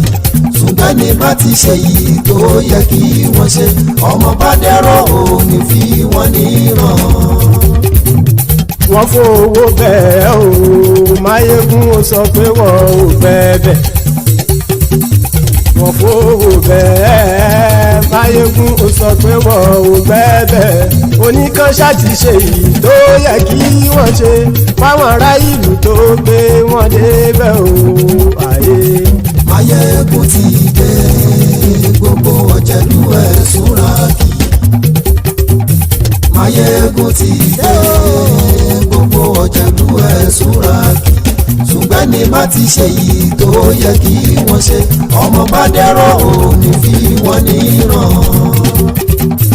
Kì máa yí ṣeré ọ̀rọ̀ yìí kì í ṣẹ̀fẹ̀. Kì máa yí ṣeré ọ̀rọ̀ yìí kì í ṣẹ̀fẹ̀. Ẹni bá ti lè lẹ́bọ̀ lẹ́rù o ọmọ bá dèrò kàṣàyè tú wọn síta. Maiyegun ti dé gbogbo ọ̀jẹ̀lú ẹ̀sùn rájì. Maiyegun ti dé gbogbo ọ̀jẹ̀lú ẹ̀sùn rájì. ṣùgbọ́n ní bá ti ṣe yìí tó yẹ kí wọ́n ṣe ọmọ bá dẹ́rọ̀ òní fi wọ́n níran. Tẹnitẹni ọmọ Maiyegun ọ̀rẹ́ ara ìlú mọ̀mọ́ ni mo fọlọ́hún ṣọ́ ẹ̀ bá kìlẹ́bù. Lóòótọ́ olódodo ìlú ọ̀tá ìlú mọ̀mọ́ ni ìwọ ṣá máa ń ṣọ́ra kò sì mọ́ bẹ̀rù. Bọ́tà ń lè rí bóníṣègùn lé káwọn mọ̀mọ́ fi ṣera wọn ni ó ti dẹrùn tí wọn ò gbọ́dọ̀ sì mọ́ bẹ̀. Èèpo ọ̀bọ lọmọ bá dérò tàjẹ́ ò gbọ́dọ̀ jẹ́ ó ti dọba lórí àbínú ẹni kò sì mọ́ bùyà. Àìsíwọ́lu ní ẹnìkẹ́ ìgbódì ẹyin lábàrá o ó kó ẹni tó bá dán o àkàmù. Maiyegun ti dé gbogbo ọ̀jẹ̀lú ẹ̀sùn rájì. Maiyegun ti dé gbogbo ọ̀jẹ̀lú ẹ̀sùn rájì o. Ẹni bá ti ṣe èyí tó yẹ kí wọ́n ṣe ọmọ bá dèrò òní fi wọ́n níran o. Maiyegun ti dé gbogbo ọ̀jẹ̀lú ẹ̀sùn rájì. Maiyegun ti dé gbogbo ọ̀jẹ̀lú ẹ̀sùn rájì. ṣùgbọ́n ní bá ti ṣe yìí tó yẹ kí wọ́n ṣe ọmọ bá dẹ́rọ̀ òní fi wọ́n níran.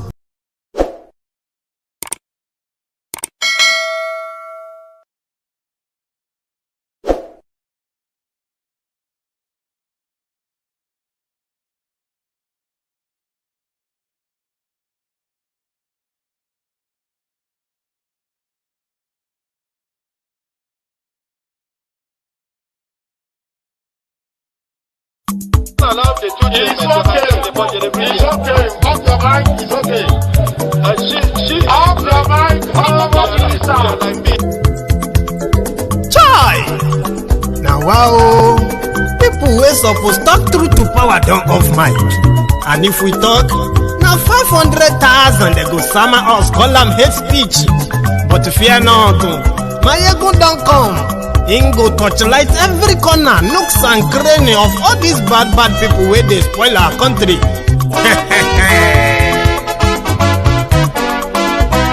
So my people make we laugh, oh yo yo. Maiyegun don come, oh yo yo. My people make we shout, oh yo yo. Maiyegun don come, oh, yo, yo. Maiyegun don come, man of the masses. Oh, yo, yo. Maiyegun don come, oh, yo, yo. Maiyegun Diary Politico. Oh, yo, yo. Maiyegun don come, oh, yo, yo. This one not the off in mind. Oh, yo, yo. Maiyegun don come, oh, yo, yo. And in the touchlight every corner. Oh, yo, yo. Maiyegun don come, oh, yo, yo. Okay, some people be they holla say they want the power. Chai. Them be promise us say we go get light and power. Them hustle sote they can't get the power. But now they know they do anything with the power. Every day dollar just they get the higher power over naira. Still them talk say make we off mind. But thank God say Maiyegun don come. So my people make you ladder. Oh, yo yo, Maiyegun don come. Oh, yo yo.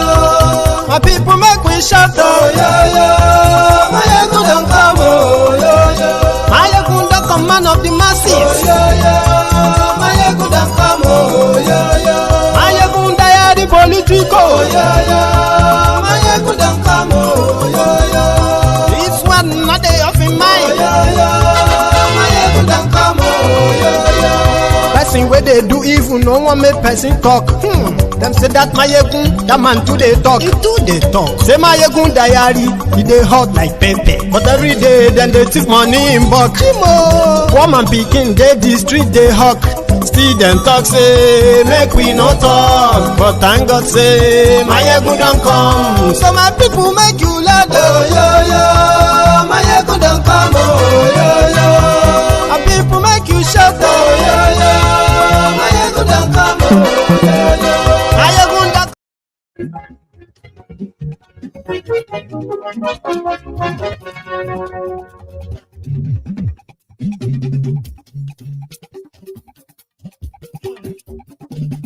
Hello there.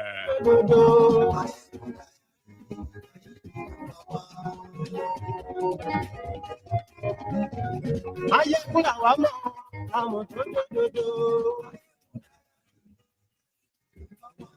Maiyegun ti dé o, ọ̀rẹ́ aráyé.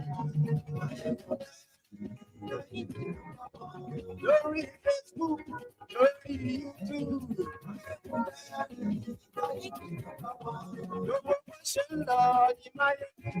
Welcome back. Good morning to you, good afternoon to you, and good evening to you from wherever you are joining us. It is Maiyegun Live. What did you say?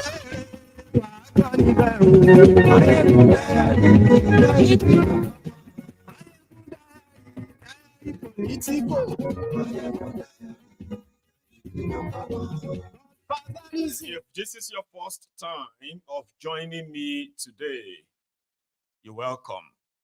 And if this is your second time today, then you are welcome back. Today,